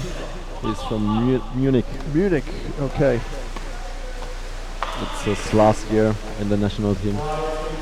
He's this turning year. 21. Yes. He'll not be eligible anymore. And it's the captain of He's the captain. German team. Okay. So his next step is to go for national team, but that's not easy. Yeah. I think so. Yes. Maybe he will make the trainer of the co-trainer of the under 21 team next year. Yeah. But it's not at the moment not safe. But also, it's possible instead of making national team to play EuroLeague, to go for that kind of level of competition in order to keep going. Yeah, that gives you a chance to play at a high level. Yes. Yeah. An under 23 team would be very nice. Yeah. There's nothing that it could be. There could be a German under 23 club for EuroLeague. There's no rule to forbid it. You just give it a name, like Germany under 23. That's not exciting. Maybe it should be called I don't know. What kind of? I know what you mean.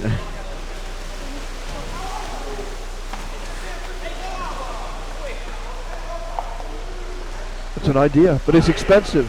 So for 23-year-old players, but if you could get, oh, another goal. You see who it was? I don't know. 17.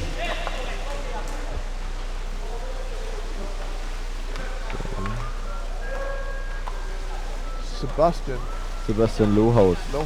Yes. That's a new player in the German under 21 team. So last year he didn't play for us. So now you could try to go to Rudiger and say, Rudiger, we need... But Rudiger's not in charge of the German under-1 rugby anymore. No, it's a new guy, Cruyff. The father of one of the players here, Keske. What's his name? The head of Cruyff, I think it's... is it one of the players here? It's one of the girls, or... No. I think the name is Keske. I'll check. Anyway, it would be great to have a funding for a EuroLeague team, but to under 23 guys, they can't not afford to do that. That would be very expensive.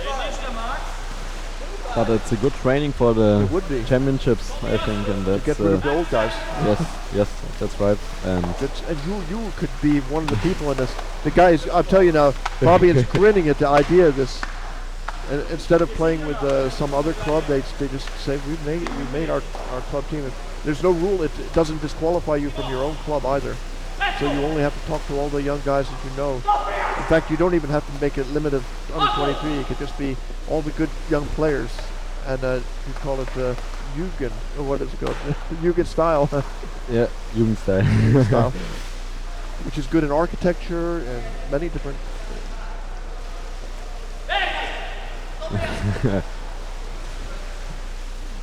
All right. Okay.